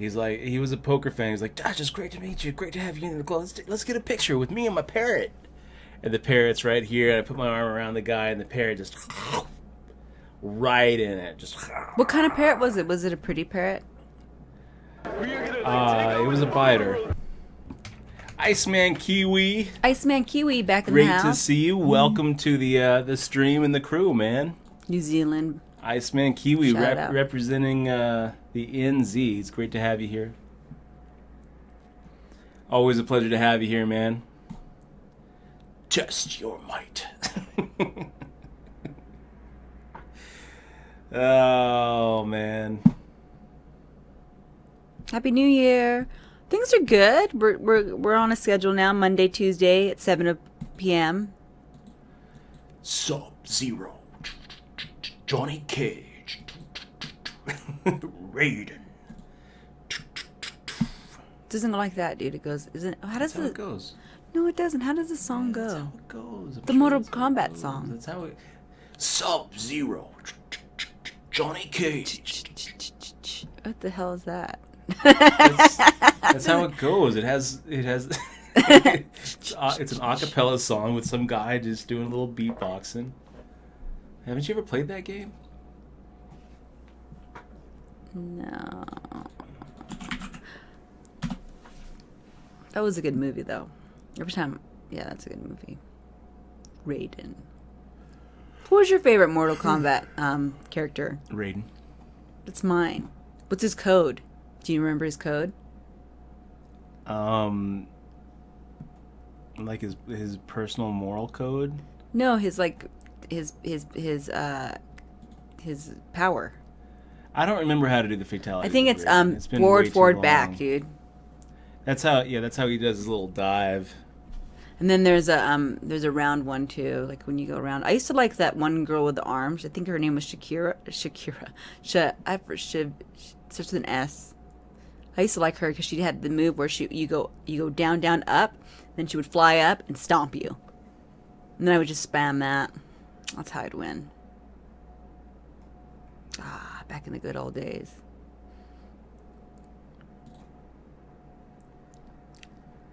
That'd be fun. Back in the good old Khalad, if Dutch and I went on a little poker tour. June and Dutch's poker tour. That'd be awesome. Would it be? Yeah, dude. Dutch hates traveling, I guess. I don't think that we can count on Smith betting for us, so let's go ahead and fire out a half-pot bet here. He makes the call, the Quick 8 call. comes out, and now I'm kind of wondering where we're at. Hopefully Smith has something like a Jack 10 or a Jack 9, not an 8-7 or a bigger queen.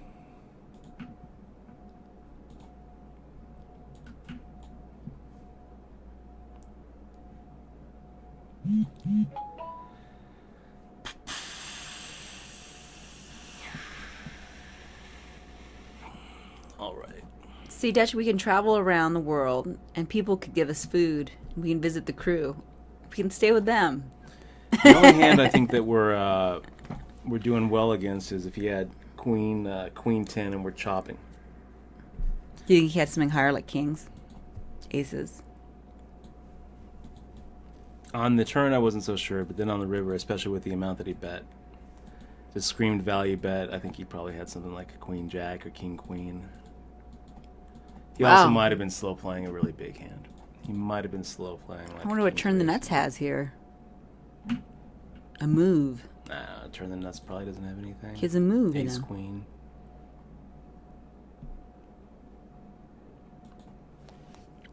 Yeah, Dutch, we can try like different pizzas. Oh, you're right. Good call with the ace queen. Unlucky for the tens there.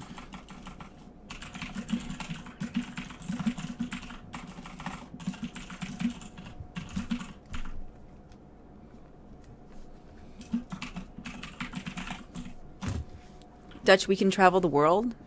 I mean, not travel the U.S., not the world, and try different pizzas.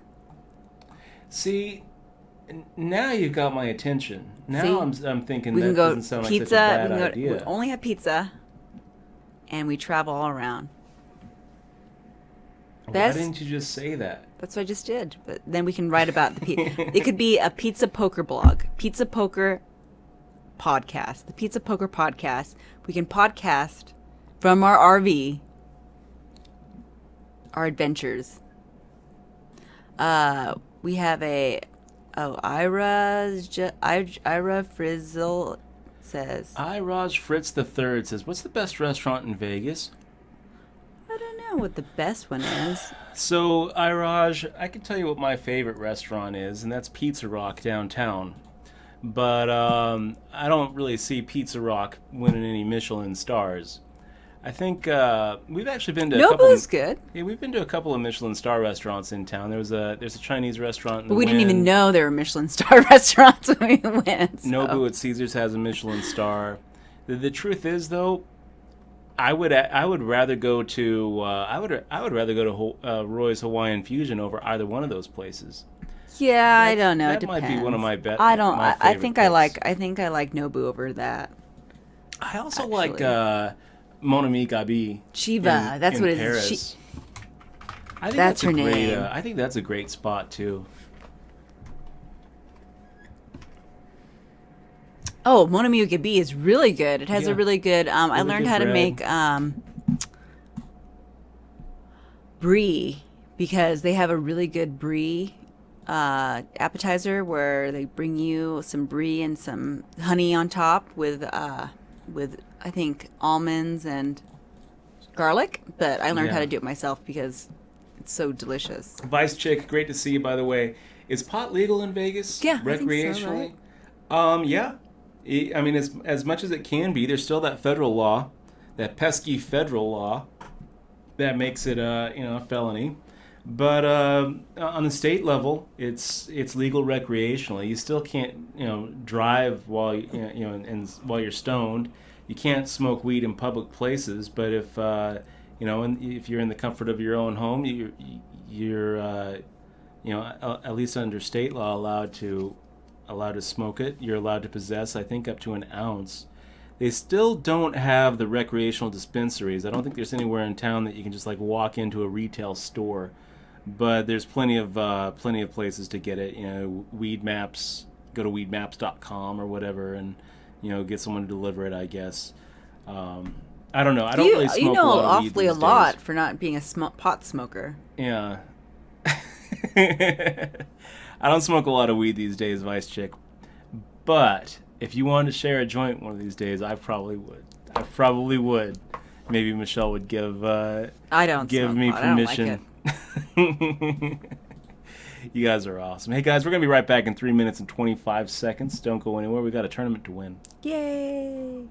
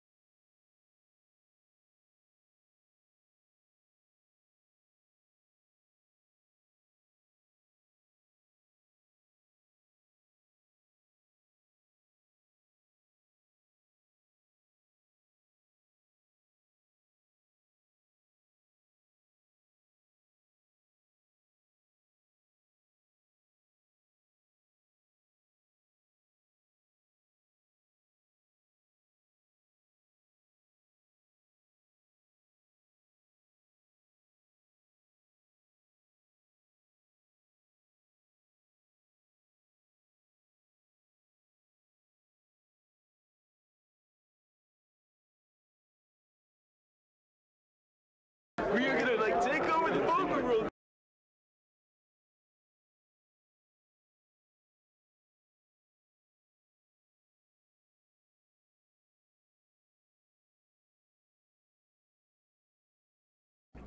Okay, guys, we're back. I have a sneeze coming. I feel it. Big shout out to Timo. Thank you so much for the resub, man. 20 months in a row. You're awesome, dude. Really appreciate you supporting the channel and the stream.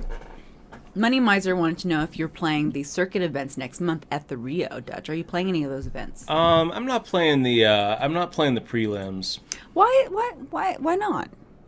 Because they rake too much. That's why. It's $365 buy-in, and they take $65 out. So what if I back you? Can I buy you in one? I insist. It's not even about whether it's a profitable spot for me or not. It's good just practice. About good warmth. Good warm up. It's about promoting that high ever rake, and I just don't feel comfortable doing it. You know, the main event though, they don't rake that much.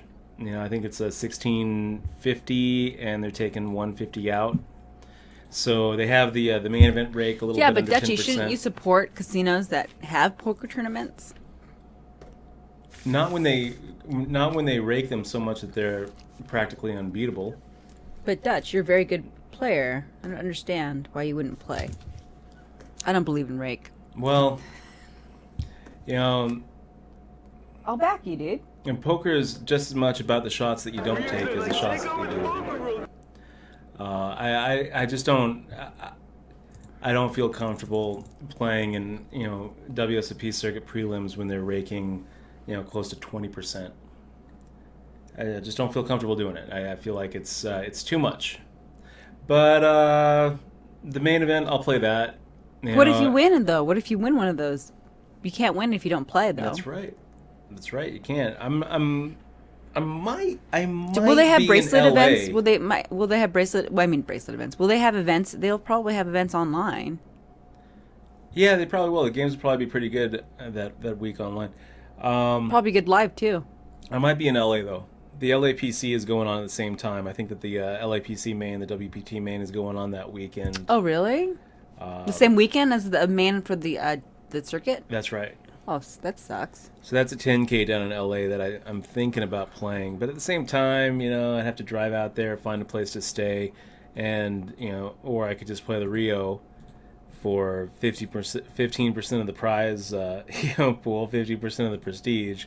But it's just a few miles from our place, so I don't know.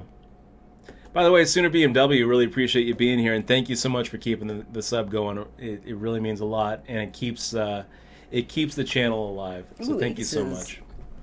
Wow, Farking what? He's been getting a lot of big hands, and he's not only been getting a lot of big hands, he's been getting paid off when he had them. Pocket aces against BC McClaw's pocket tens. I can't really blame BC McClaw for making the call, especially when not 5 orbits ago, we saw Farking What make the shove with ace-8 suited. Pocket tens figures to be ahead of Farking What's range there.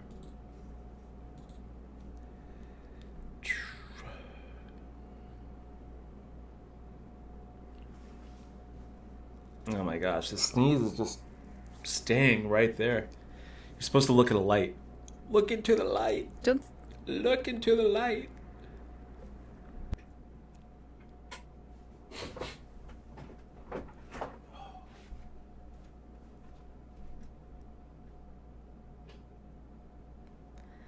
Okay.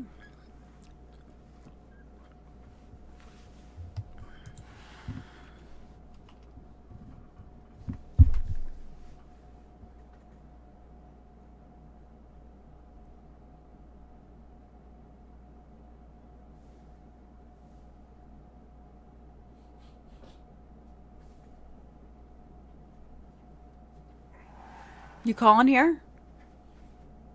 Hi, E. James. What's up, my pimp? Yeah, I'm gonna call here.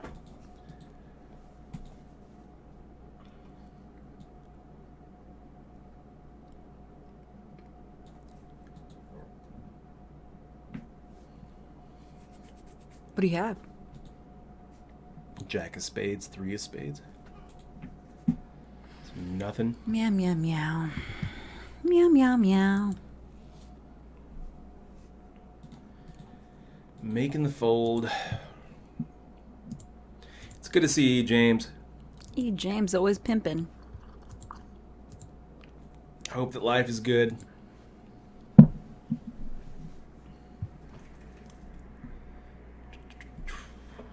Here we go, another call with a jack high. Smith 3334. Making the min raise, getting called by Fargan. What? Maybe turn the nuts, makes a raise, and we fold. Nope. We're gonna have to make the call here, getting 4-1. Probably 5-1 when all's said and done here. Doggabees is probably gonna be making the call, right? No, he says no. King Jack 2. It's not the worst flop. Smith 334 firing out 800 into 3250.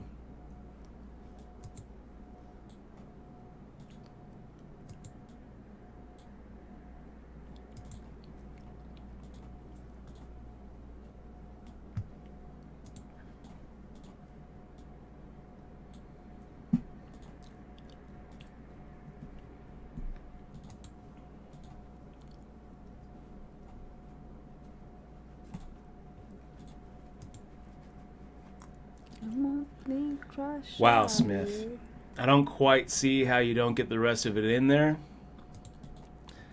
I feel like we just saved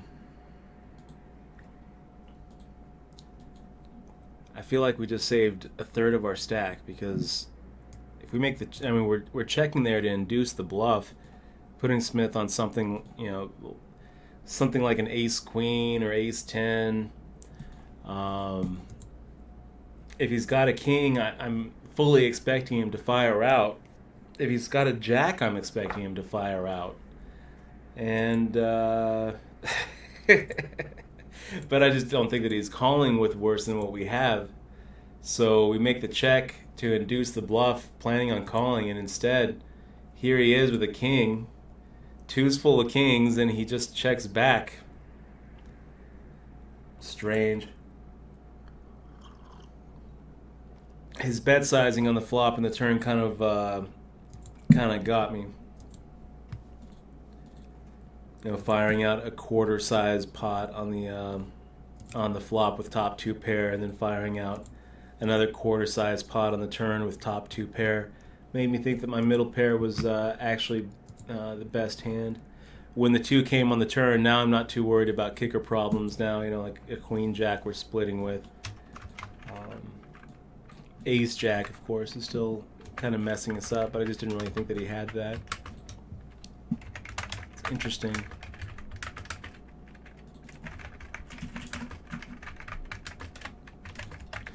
It's good to see Asdrubal.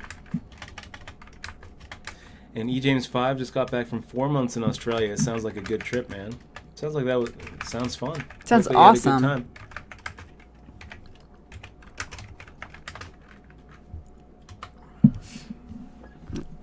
It sounds awesome. Australia. Wow. I'm jealous. Sounds like an amazing adventure. So we'll go for it again. 2.5x here. Getting through 2. Getting called by Smith. Flop comes out. King Jack 4.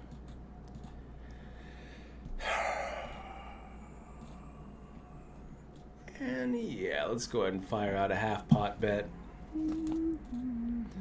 We can get Smith off of some hands that that we're behind. Pocket 5s, 6s, 7s, 8s, all the way up. And then sometimes we can get Smith off of off of hands like weak jacks, Jack 9 maybe. If Smith has as an ace, well, we don't really want him folding if he's only got 3 outs.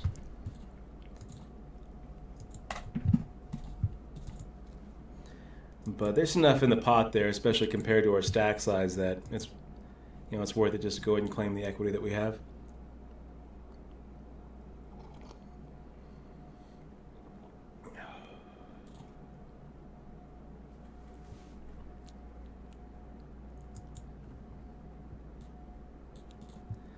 And look at Timo. 2 back-to-back third-place finishes at the bike. Saturday, 25K for $6,300, man. $6,300 in 2 weekends. That's great. I'm glad to hear it, Timo. I'm really happy to hear that that poker's going well for you. And well done. Well done.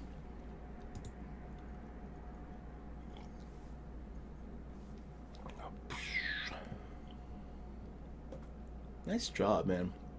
You gonna be playing any of those LAPCs, Timo? Some of those look like they're pretty good values.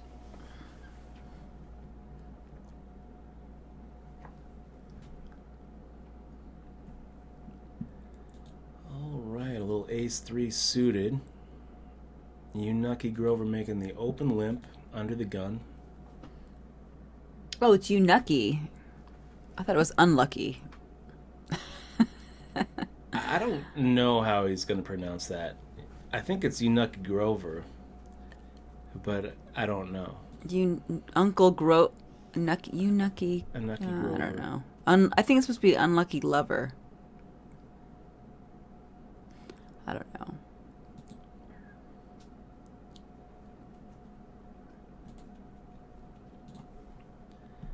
This is kind of what we want to see. Hopefully Sergeant Pepper doesn't decide to just steal it here with a shove. Is that all he has to do? It would get through us. I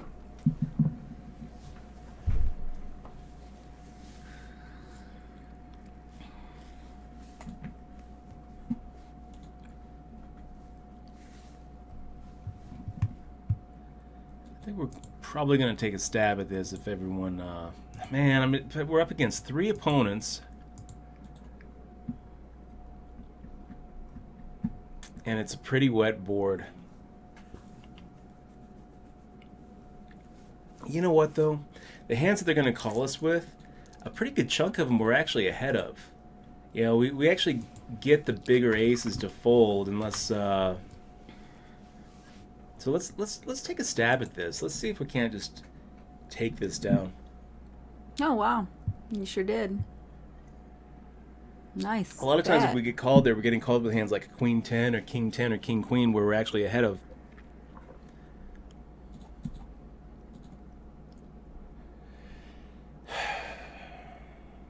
And it's kind of hard for them to call with a lot of hands that are just crushing us, like pocket 5s. How are you going to call with pocket 5s on a Jack-Jack 9-7 board when a guy's betting into 3 opponents? I don't know. All's well that ends well. Was it a good bet? I don't know. But it worked out, so yeah. Waffles, good to see you, man. That payouts command isn't really working anymore. Oh, yeah. Pay no attention to the payouts We should probably command. erase that. Delete it. First place is a grand. Mr. Stavanovich, how are you doing? He says, how did yesterday go? Mr. Stavanovich. Went okay. We got pretty deep. Didn't cash. But that's what usually happens in poker tournaments. You know, usually. You wake up and you're like, okay, I'm going to get deep and miss the money. So, par for the course. It was a fun stream, though. Had a good time. All right. Little Queen 9 suited in the big blind. I guess if everyone folds and Turn the Nuts makes a raise, we'll probably go ahead and see the flop with him. If he limps, if Turn the Nuts limps, a lot of times we're going to go ahead and make the raise against most opponents, but against him, we're not going to. Just going to check back and see a flop. Because Turn the Nuts, he pays attention to what we do. He watches the, I think he actually even watches the stream sometimes. He's definitely said some mean things in the table chat, which explains the rooster icon. Who's in the stream with you? Turn the Nuts one. Oh. So he knows that we have a little bit of a propensity to punish open limpers from the small blind. So if Turn the Nuts were to limp in the small blind, it definitely sends a different message than if Unaki Grover were to limp in the small blind, or Sergeant Pepper, or Bilikarov, or any of these other guys. So be a little less inclined to try to steal it. So Sergeant Pepper with the Queen Jack of Diamonds making the shove, getting called by Turn the Nuts, who wakes up with one of the monster hands. Flop comes out so good for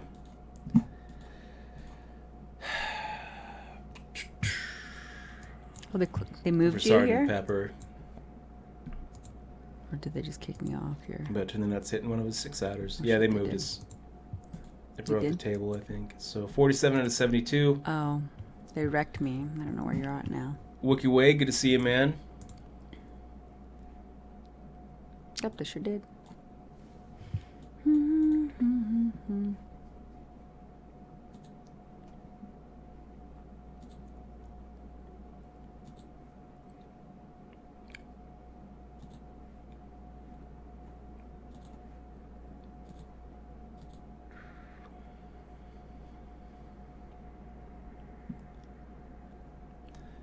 So Wookie Way, we don't have any new gossip since yesterday. We need more. We need more gossips. We need more juicy gossip. Come on, guys. You guys are part of the crew. We need some more gossip, crew. Timo says, I cashed the first event, 84 out of 1079, so 3 cashes in a row. Playing Friday Deep Stack event, 5 $240 buy-in. Man, good luck, Timo. I would love to see you just keep on crushing it. Keep on crushing it. If you end up wanting to represent any of these fist bump matches at a final table, hit me up. We'll send out some more. I think you've got the form. You can just add your name to the form again, and I'll send out a couple more for you. Definitely wish you the best of luck. And good skill, my friend. Good skill.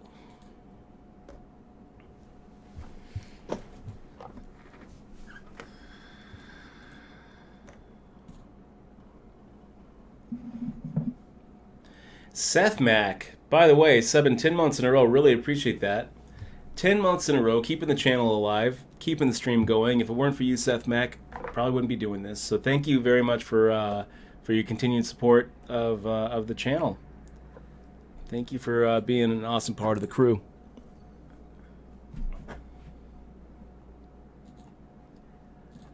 Go ahead and make the fold there with the 8-5 off. And guys, don't forget, if you are not subscribing to the stream, if you sign up for Amazon Prime, you get a free sub every single month to spend however you want.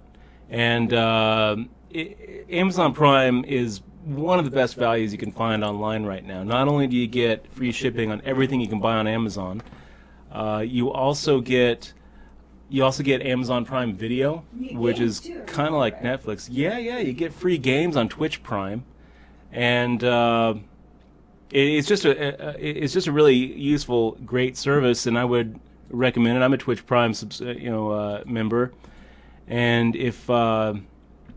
if you are a Twitch Prime member, then you just need to link your Twitch account with your Amazon account, and you get a free sub from the broadcaster. It doesn't, there's really no difference between the amount of revenue we get from a normal sub and a Twitch Prime sub. It really does make a difference. So look into that. If you haven't connected your Twitch account to your Amazon Prime account, or if you have and you haven't used your Twitch Prime sub, that'd be, I definitely would appreciate it. And then they also have these new bits too. If you decide that you want to support your favorite streamers on Twitch by financially, these cheering, actually you can earn bits just by watching a couple of ads, and then you throw a few pennies their way, and it helps. Every little bit helps. Cash out the bits, or are they bits that you use in their channels?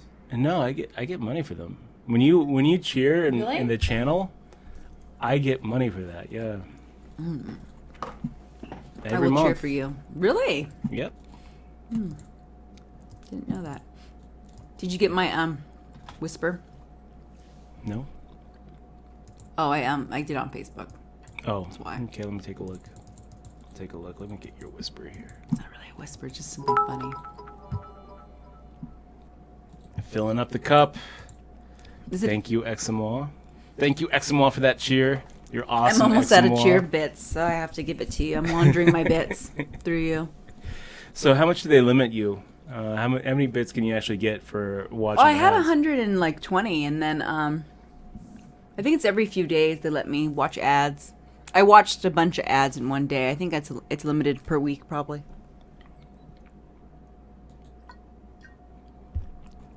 So, Spirok says, I moved to Jersey for a job recently. Does that mean I could randomly end up at a table with you if I play on WSOP? I used to live in Maryland, which had 0 options for online poker. So, congrats on the new job, man.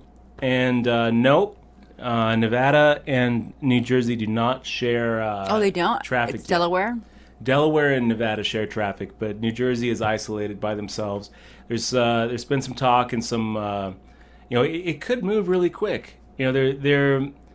It actually kind of surprises me about how quick when a couple of people who are actually in charge of those decisions decide to actually do it, how quick it can happen.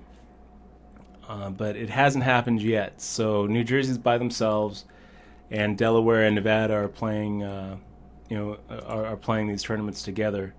I don't think it's going to be too much longer before we probably see an interstate pact between New Jersey and Nevada. Of course, Jeff Sessions, as the new Attorney General, might throw a huge wrench in that with a new interpretation of the Wire Act, which would prevent at the federal level any sort of interstate pacts between online poker providers. And if that's the case, then Delaware is going to have to go back to just playing, just playing with that little, those 12 people. And Nevada is going to be playing by itself. And it will really throw a wrench into any other states thinking that they're going to be able to make money off of online poker, and any other businesses trying to get into it.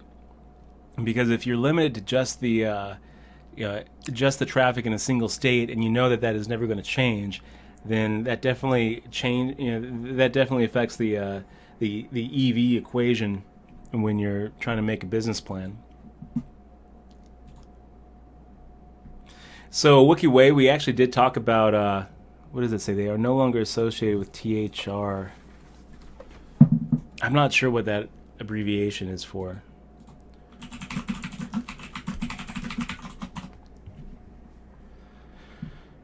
The Hard Rock. All right. Hard Rock. So we did hear about it. We did talk about it. It seems like the guy making the allegations isn't super trustworthy, but I actually believe what he's saying. I think it probably happened exactly like he said. And if that's the case, it sure sounds like these 5 dudes are... We're still talking about that? Well, he asked about it. We asked about it. It sounds like these 5 dudes really kind of, are really kind of scumming him out of $500,000. The whole thing seems scummy from the very beginning. When he's saying, I asked a couple of guys if they would book my blackjack action, and so we went to their home and I started playing blackjack, and I'm just imagining this like the scene from Boiler Room.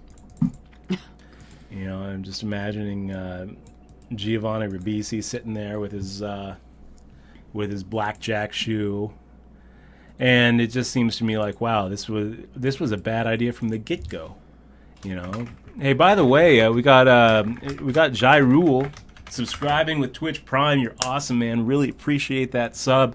Thank you very much for keeping this channel afloat and allowing us to continue to do this. We also just sent you your free book, ebook. That's right. You get a couple of things for subscribing. I keep on encouraging subscribers. I forgot that we actually give you stuff. In this channel, you get things. You get a couple of fist bump patches, guaranteed to bring the luck wherever you may wear them. And you get a digital copy of my book, Poker Tilt. If you haven't read it, it got some pretty decent reviews. You're working on another book. Working on another book. Poker Tilt by Dutch Boyd at at We an should online maybe retailer kickstart. Maybe near we you. should kickstart your new book. Ah, man. If we But then kickstart that it, means you that might I be. actually have to do it. That's right. I You know, think that that's might be a good problem. idea. What do you guys think? Dutch starts another book so he can get the support because he has. It would definitely give the motivation. He to, doesn't really have actually that much do it. motivation for it right as of now. You have to do I- a whole, I you know, really and you're don't. doing. We have all the gear to make quality videos to make a really good Kickstarter video. The original Kickstarter video that you did was really just wasn't that we didn't have a camera at It all, was did pretty we? bad. It was pretty Yeah, it was bad. pretty horrible, but you The still got sound was back. bad. The editing was bad, but Ugh. whatever. The concept was awful. Hey, so by the way, we got some new tips here. Dakota Calhoun, good to see you, Sam. We got a Hollywood guy. You guys are awesome. Really appreciate And me, the I tipped as well. and Exmoor. To get my accolades. Always crew number one. Exmoor. Thank you so much The for cracker of the whip, they call me. the cracker of the whip. That is what they call her. We'll be walking down. We'll be walking down the strip or walking through the No. poker room, and they're like, Micah, the "That's answer Dutch is no. Boyd. Who's that girl with him? That's the cracker of the whip. That's right. They call her the cracker of the whip." Micah wants to know, Dutch Boyd, avoiding all other potential politics of the situation, you think we might see some improvements with gambling regulation with Trump in the White House? And Well, I yes. say nay. Depends on what you think improvements are. There was just an exchange between Lindsey Graham and Jeff Sessions talking about a reinterpretation of the Wire Act. Making online gambling illegal outright. It sure looks like Jeff Sessions is no friend to the gambling industry, And and yeah. so that's going to be a disaster. I think you know. And Sheldon Adelson's in the pockets of Trump, no? I think it's the other way around actually, but Oh, yeah, the other way. Trump is yeah. in the pockets of... Wait. Sheldon Adelson was a huge supporter Yeah, of Trump. Trump supporter. I don't think that online poker is better off with a Trump administration than a Clinton administration, though. I don't think either of those two administrations were really friendly to the online poker question. Yeah, guys, it's just the reality is that a lot of people just don't care enough about poker. And the people who do care are Just- against it. Yeah. You know, Yeah, exactly. It's exactly For the most part, unless you're actually making your living playing Which poker is really or around the ridiculous. poker industry, or you just love the game and you really enjoy playing it. You know, people who are outside looking in, you know, Lindsey Graham, when he was talking to Jeff Sessions, didn't even know the difference between online poker and video poker. Well, He stumbled over. He was like, "What do you think about video poker or poker?" He didn't know what the difference was. If you were to ask him what the difference is between, you know, poker and yeah, but I video think that's poker, kind of I think the I think issue. he would say but- it's the same thing. yeah, but that's the issue. In his mind, it is. In his mind, it is. In his mind, both are just, you know, a social negative that sucks people dry and destroys families, and people are addicted to the same way that they're addicted to crack cocaine. You know, and when I look at our industry, it's just such a tragedy, because if poker was never introduced into casinos, it would be a completely different game. You know, there's really no reason why poker should be lumped in with video poker or blackjack, except back in the 60s, some people in Vegas decided to offer poker, you know, right next to the slot machines. That's the reason it's considered gambling, where Scrabble and Monopoly isn't. You know, and you know, okay, yeah, sure. If it never was introduced to to the casinos, then it probably wouldn't have exploded like it did. You know, we probably wouldn't have had the big tournament push as a way to feed money into the cash games, and as a way to rake off money for the operators. It probably wouldn't be in the same state. I agree with you there, but there's no reason that poker should be lumped in with other casino games. Yeah, and I don't agree with you because it's a shady endeavor. You had just said like an hour ago how people launder money through it and whatnot. So I mean, it's negative. You know, it has a negative shadow on it. It just does. Yeah. Just like stripping, you know. Yeah, I mean, you're right. Well, we have we have people that are moral, wanting to tell us what to do with ourselves because they think it's a waste. And like I said, the best way to get poker going is if actually people who cared about poker got involved with making poker legit. Like if you actually wrote your senators. I never did. I think I might have sent one letter, but I mean, like, people really need to go, and if you really guys want it, I mean, there needs to be an actual movement, not just people sitting at their computers waiting and clicking and refreshing the news feed. Yeah. You know, or sharing it on Facebook amongst each other in the echo chamber. So Sid Chip asking what my favorite Genesis game was. Sega Genesis? Sega Genesis.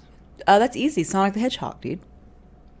It was my favorite. Sega. Is that your favorite Genesis game? I actually befriended a girl because she had a Sega Genesis. And I used to go over to her house all the time, and I used to just play her Sega. Oh my gosh. I could so see you doing that.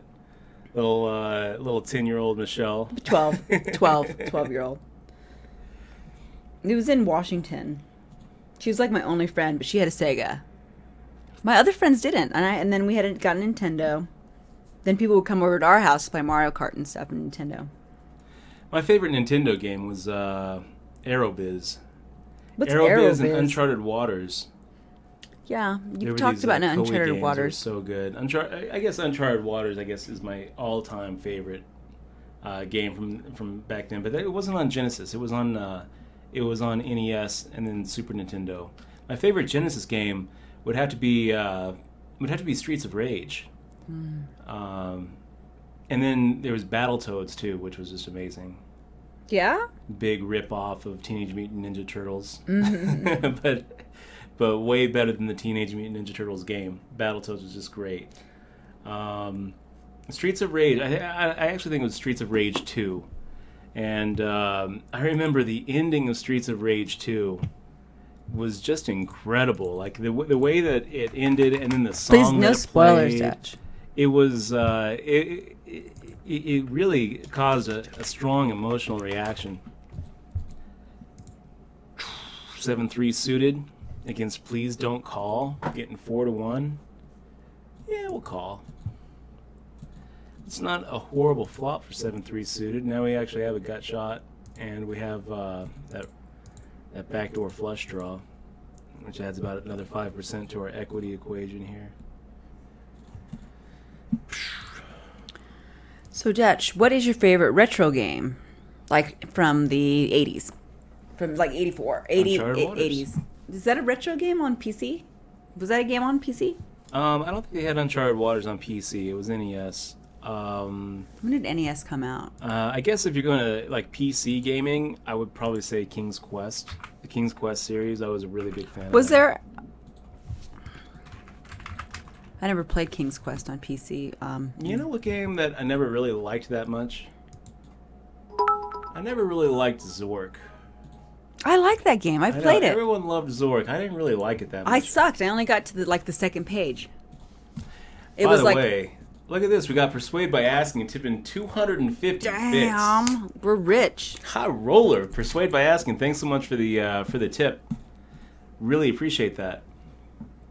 Well, we're a third of the way to a straight flush. Not the flop we're looking for, though. Do you remember the first round of questionings in Zork? I actually played it not realizing what game it was because I was so young. And then when I got older, I remembered playing it. Do you remember the first question? Or the first move? You're like in a room. I thought that you were outside of a house. I thought you were in a room. Zork. No, I think you're in a room and you have to do something where you kick the key into the floor and then it tells you. Maybe I'm thinking of a different game. I don't know. Stick with the 2.5x. But I remember kicking the key and putting it in the water. But you had to do it all on one string, right? We'll get ready to call any if one of these guys decides to 3-bet us. Wow. What a flop.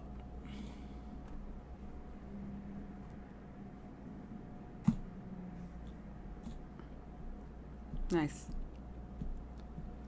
Right, in Zork you had to like do one command, right? You had to say go left, go right, kick the key off the mantle, pick up key, right? Is that the same game or I'm thinking something different? I still don't know what game that was.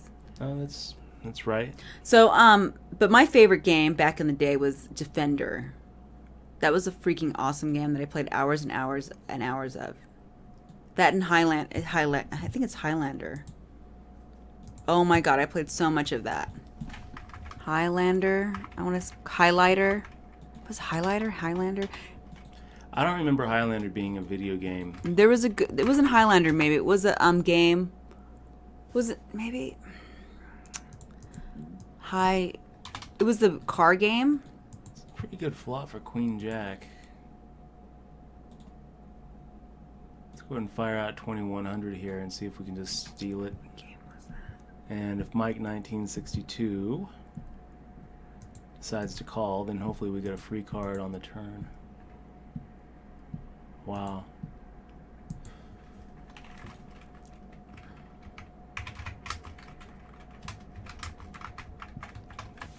Well, let's just take the free card. Wonder if that's an out for us.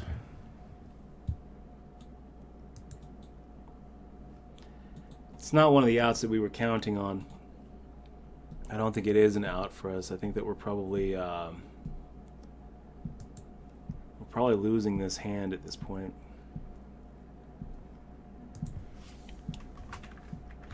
Mike going into the tank now. Ugh. Now I have to actually go and make sure that the delay is high enough. Firing out a quarter-size bet. Wow, that's ugly.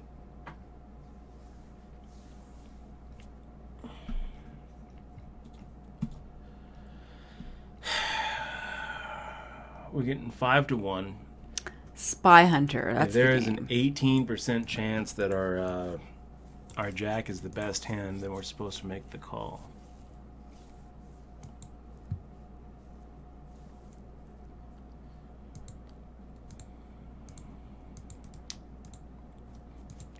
Yeah, all right. We're ahead of Jack 8. We're chopping with Queen Jack. Let's go ahead and make the call here. Nice hand there, Mike. Oh, wow. The game I was thinking wasn't Highlander or whatever. It was Spy Hunter. Spy Hunter, Dutch. Best game ever. And Carnophage says, do you remember Masters of Magic? You bet I do. You bet I do. I loved Masters of Magic. That was great. It was very much like it was kind of like Heroes of Might and Magic. Aw, it looks fun.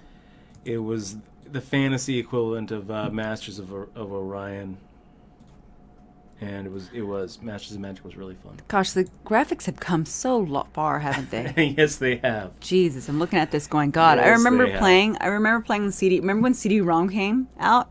Yeah. And they had these movie games. We had one of Those those. were always the worst. Yeah, we had I played Elvira. That was a fun game. You know what? One of our buddies was actually in one of those games, Phantasmagoria. Yeah, I had that game. I played that. You remember that one? Dave Plachek was actually in that game as an actor. He was like the butler or something. Oh, that's funny. Isn't that crazy? That is funny. It's a great game, though. Great games, I mean, back in the day. But now, look at it now. We have so many awesome. Skyrim's just so great, and Rust, and Don't Starve. Such good games. Defender was the best game ever, though. Yeah, they've come a long way. I used to They're play going to come a long way. 20 years from Defender. now, just watch. This whole VR thing is going to take over. You're Yeah, gonna be I in don't the know, game. man. I Gonna be guess. in the game. Sure. Hey, guys, did you know that down by the links now, they do have a VR store where you can, do VR experiences? Lame. Let me tell you, in the bar at Caesars, they have a room where if you buy a drink, you get to play around with your Oculus Rift. They have an Oculus Rift lounge at Caesars. In the bar at Caesars. I feel like she's not listening to me. I wasn't sometimes. listening to you. I was paying attention to Spy Hunter chat. That was the game. Spy Hunter was the game I used to play the crap out of. Instead of spending your money at the VRadventure.net place at the Promenade, go to I was like 3. Caesar's Palace and buy a drink, and you get to hang out in their Oculus Rift lounge. I love Dig Dug too. Was really good. Aw. Dig Dug. Yeah, when you had to make a little thing and you pump those guys and then you made them explode with your little thing. And Boulder Dash, guys, Boulder Dash. That was fun. Me and Dutch actually got the new Boulder Dash, and we beat it, or he beat it. That was a fun game.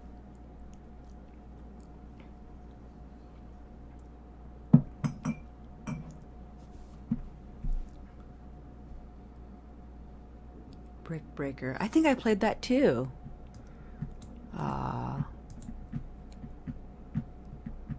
Breakout. Those are fun. Then I went through a Farmville stage, which was really bad. I should go visit my farm. Farmville's the only reason I have Facebook. Well, at first, sure. 100,000 Still the people. only reason. 100,000 people are talking about Farmville right now. Jesus. Where? On Facebook. It says how many people are talking about it. God. Still going. Still going strong, I guess. I don't know. I'm gonna go see if my if it even loads. I stopped playing it because it didn't load.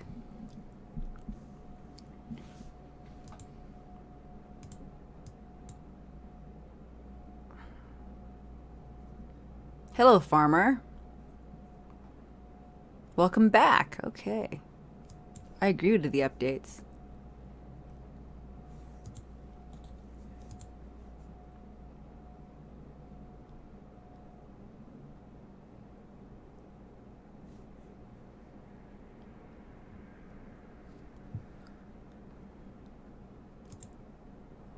That's interesting. It tells you who's watching you if your friends are on.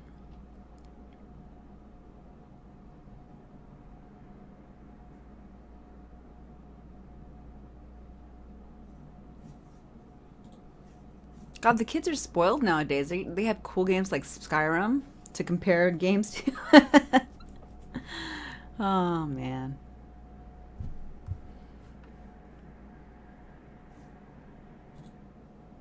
Frogger was fun.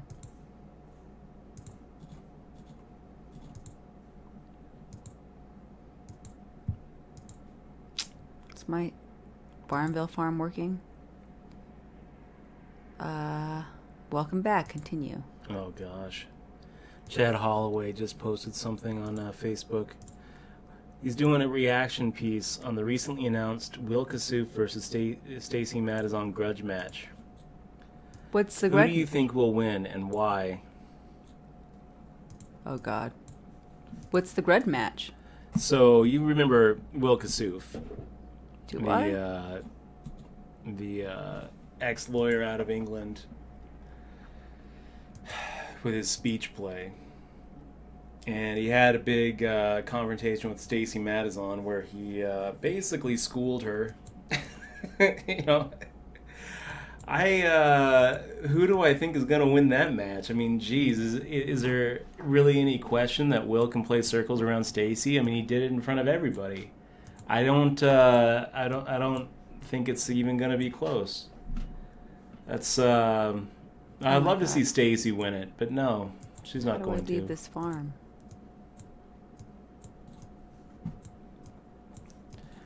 We're going to go and make the fold.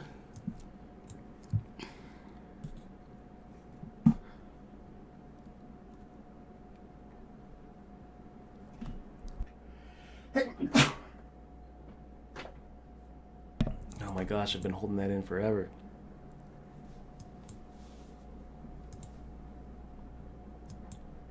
Oh my God. Hey, Seattle. Good to see you. Good to see you. Good to see you. 8.5. How's the weather in Seattle? King 2 of diamonds. I don't think it's a shove. I think we're going to go ahead and make this fold.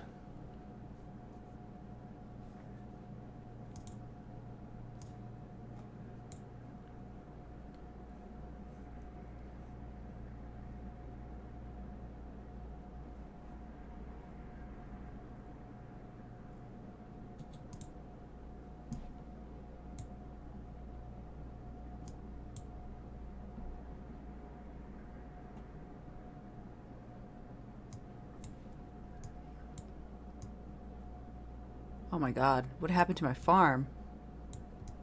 Oh my God, what happened to my farm? I don't know. I want to go to my really farm. Oh my God, what is going on? There's so many farms now. Jeez.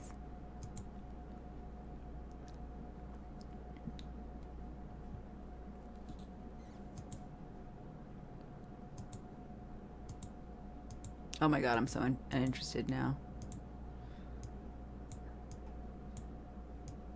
What happened to my farm?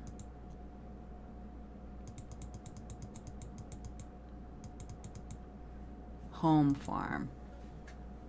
My original farm. Ah, it's still as beautiful as ever. It's huge. Oh my god, I have so many farms. I have so much stuff in my farm.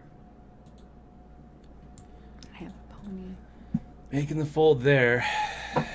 Gosh, we're kind of getting to the point where we can't be choosers here. Got to find a spot to go with it.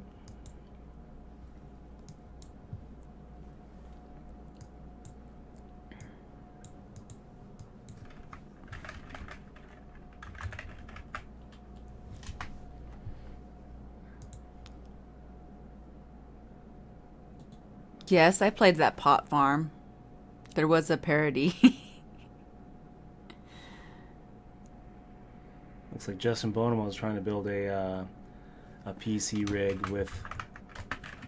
For some reason, he thinks that he needs more than 256 gigabytes of RAM, and I'm scratching my head wondering, like, what could you possibly be doing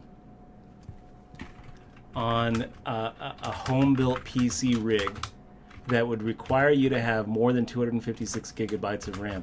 I'm really curious to what you guys think. You know, you guys are probably a little bit more savvy on this stuff than I am, but from where I'm sitting, any sort of thing that you would need that much RAM for isn't something that you would ever use a home-built PC rig anyway. It's something that you would probably use some sort of, Amazon virtual machine. That doesn't really make a lot of sense to me. So what could you possibly need 256 gigabytes of RAM for? Whatever wall that you'd be running into with RAM, you're sure to run into first with CPU or GPU, or it just doesn't make a lot of sense to me. I'm curious what you guys think. Someone asked, "What the hell are you trying to do? What would you possibly need 128 gigabytes of RAM or 256 gigabytes of RAM for?" This is it, by the way. Maybe he just doesn't want to upgrade, dude. Diamonds. Maybe he doesn't want to upgrade, you know? Maybe he just wants a nice computer to play games in VR with. I think it's a lot more likely he just doesn't know what he's doing. Well, probably. I mean, I don't know why you would ask Facebook on how to build a computer either. I mean, there's a lot of other forums. I don't think people on Facebook generally know how to build computers. It's hard to... you have to wrap your head around, you know, what goes where and what motherboards are compatible with what. How many people are left here? There are 48. Oh, good. It's getting down to it. And you are number 44 out of 48. Yeah, we're at the very bottom. Yeah, you need to make some. You need to make some choices, Dutch. We hit the floor. You make some hard choices here. Thank you for showing, Professor Poker. Nice hand. Come on, guys. We need your energy. We need to make this come through.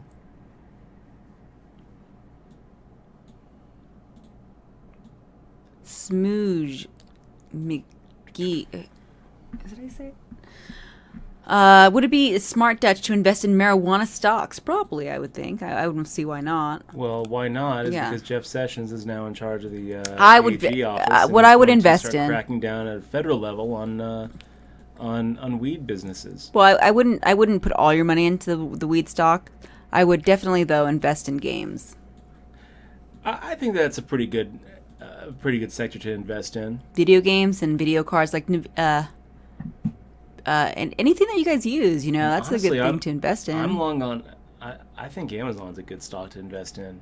Probably is. I mean, when you look at what they're doing with their cloud services, when you look at what they're doing with their AI, I mean, Alexa's amazing. Amazon, this little Alexa product that they have, you know, is really just the beginning of their of their entrance into consumer grade AI.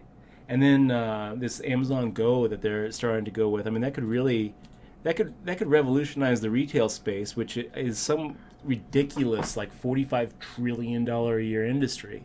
Well, that's what they're aiming. They're trying to make moves.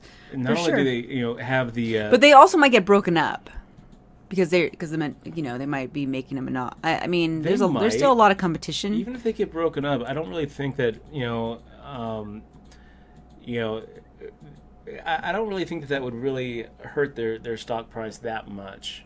It's Well, I like Amazon. I love Amazon, but I just feel it's like really nuts to spend that much on one stock. and honestly, Scoobs, any sort of that marijuana makes sense. stock that's right now like trying to make moves in the American space, they're flaunting federal law. So by definition, it's kind of like investing. I mean, you're kind of investing in.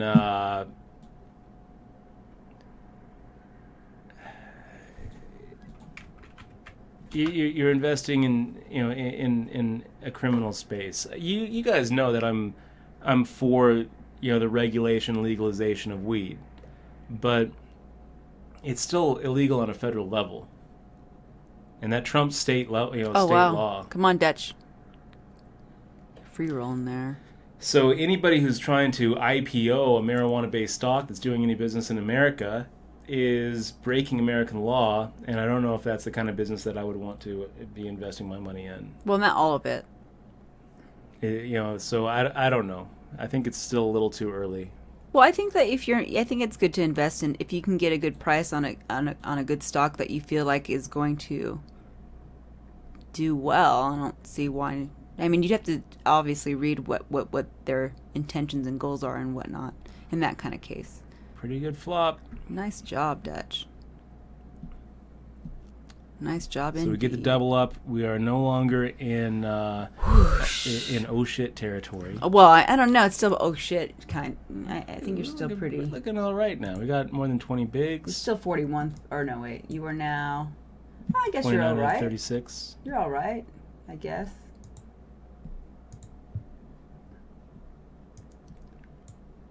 You're like in the middle, ish. I mean, do you think vaping's a good thing to invest in? We have friends that are in the vaping business. They've done okay. But I feel like I don't know what they're gonna do with the vapes. I don't personally like vapings either.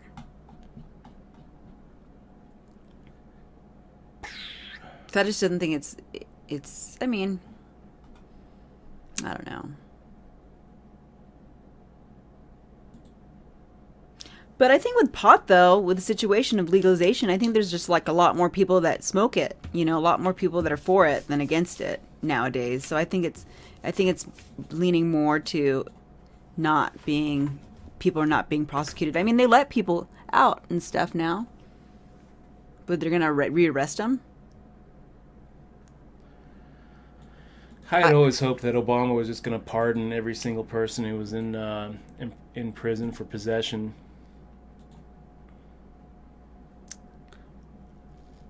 Seattle Pro says, "Why such a long delay?" I think thought 3 minutes was enough for WSP's time bank. I don't think that we're that much further than 3 minutes. I think that we have like a 200-second delay. I think it's 5 minute long. So I don't think so. We're like 3.5. Really? I thought it was 5 minutes. 200 seconds. Oh. That's our delay. Oh. I mean, I think the reason why he doesn't pardon everybody, Dutch, is because if everyone is pardoned, like let's say tomorrow Obama pardons everyone, then you're going to have a very bad influx of people being unemployed and not knowing what to do. It's not going to be good. Isn't that better for them than being in prison? It is better for them, but as a society, I don't think it's better. Why isn't it better for everybody? I don't know. I just don't think it is. I think letting people go like in bits is the way to go. No, you just let them out. Well, it's Let easy them for out. you to It's say. a human rights violation. Well, I mean, at the time when they were arrested, it was against the law. And unfortunately, people that were in for drugs, they weren't only in there for drugs. They most likely were like criminals, and they used the drug thing to pin them. I mean, there's a whole bunch of different scenarios. Obviously, there's going to be innocent people. You know what? who If somebody's just in won't prison fall. for possession, but they were stopped for, like a DUI most of the people that or I've a known and weapons grown up charge with, and pled out, and that's what they got stuck with. I don't care. If they are in there for possession, they're in there for possession. I don't care what they pled out. I don't care. Well, and that's why you're not if that's president. what they use to get them in there. I think it's more complicated than just let everybody out, though, is what I'm saying. Here we go. You're starting to make me mad, so I'm going to make the shove. Don't. And plus, we not need people why. we need people to grow our fish. We've got pocket sevens. No one's I've gonna got grow- some fold equity. Let's see if we can't get through. Nope, we're not going to be able to get pocket aces to fold. Damn. So angry, you angered yourself to death. Does that count as a punt? No. No, it's The Vegas not. Bell, man, that was a pretty big pre-flop. That raise was very with the lucky. aces. That was very lucky for them to get aces. And that's why you shouldn't release everybody. I mean, I think they should. I don't know. I mean, I'm not a person that's in jail. I don't know anyone that's in jail for pot, personally, and it hasn't affected me. So, I mean... Well, I know somebody who's in prison for weed. Who? Amnon. Personally? Yeah. Who? Amnon Felipe, I think, is still in there. I don't know who that is. He's a poker player. Okay, so you know one person in there for weed. Yeah. It's not fair. No, it wasn't just possession.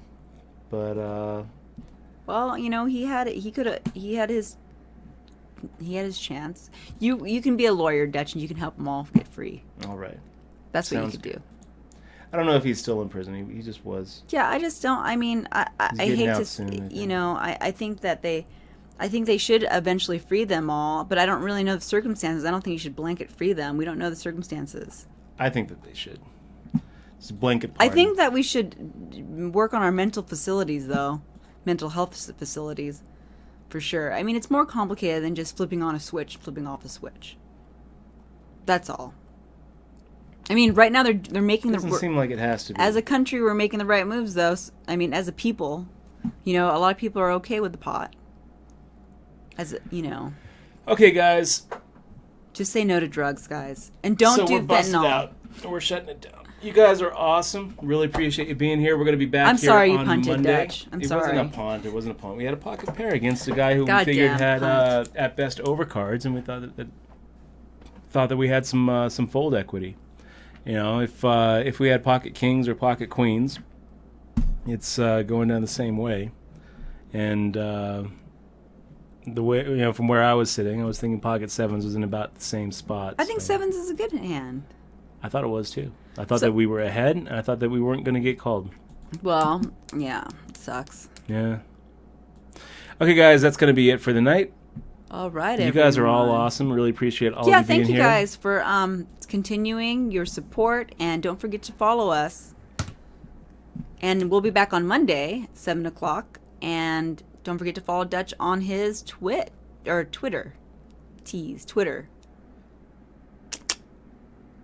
Cheaper to let's see the comments of my weed. Cheaper to pay them welfare than pay for prison. Is it? Yeah, I believe that is true. Is yeah. it? Yes, it is. Is it? You guys are awesome. See you later.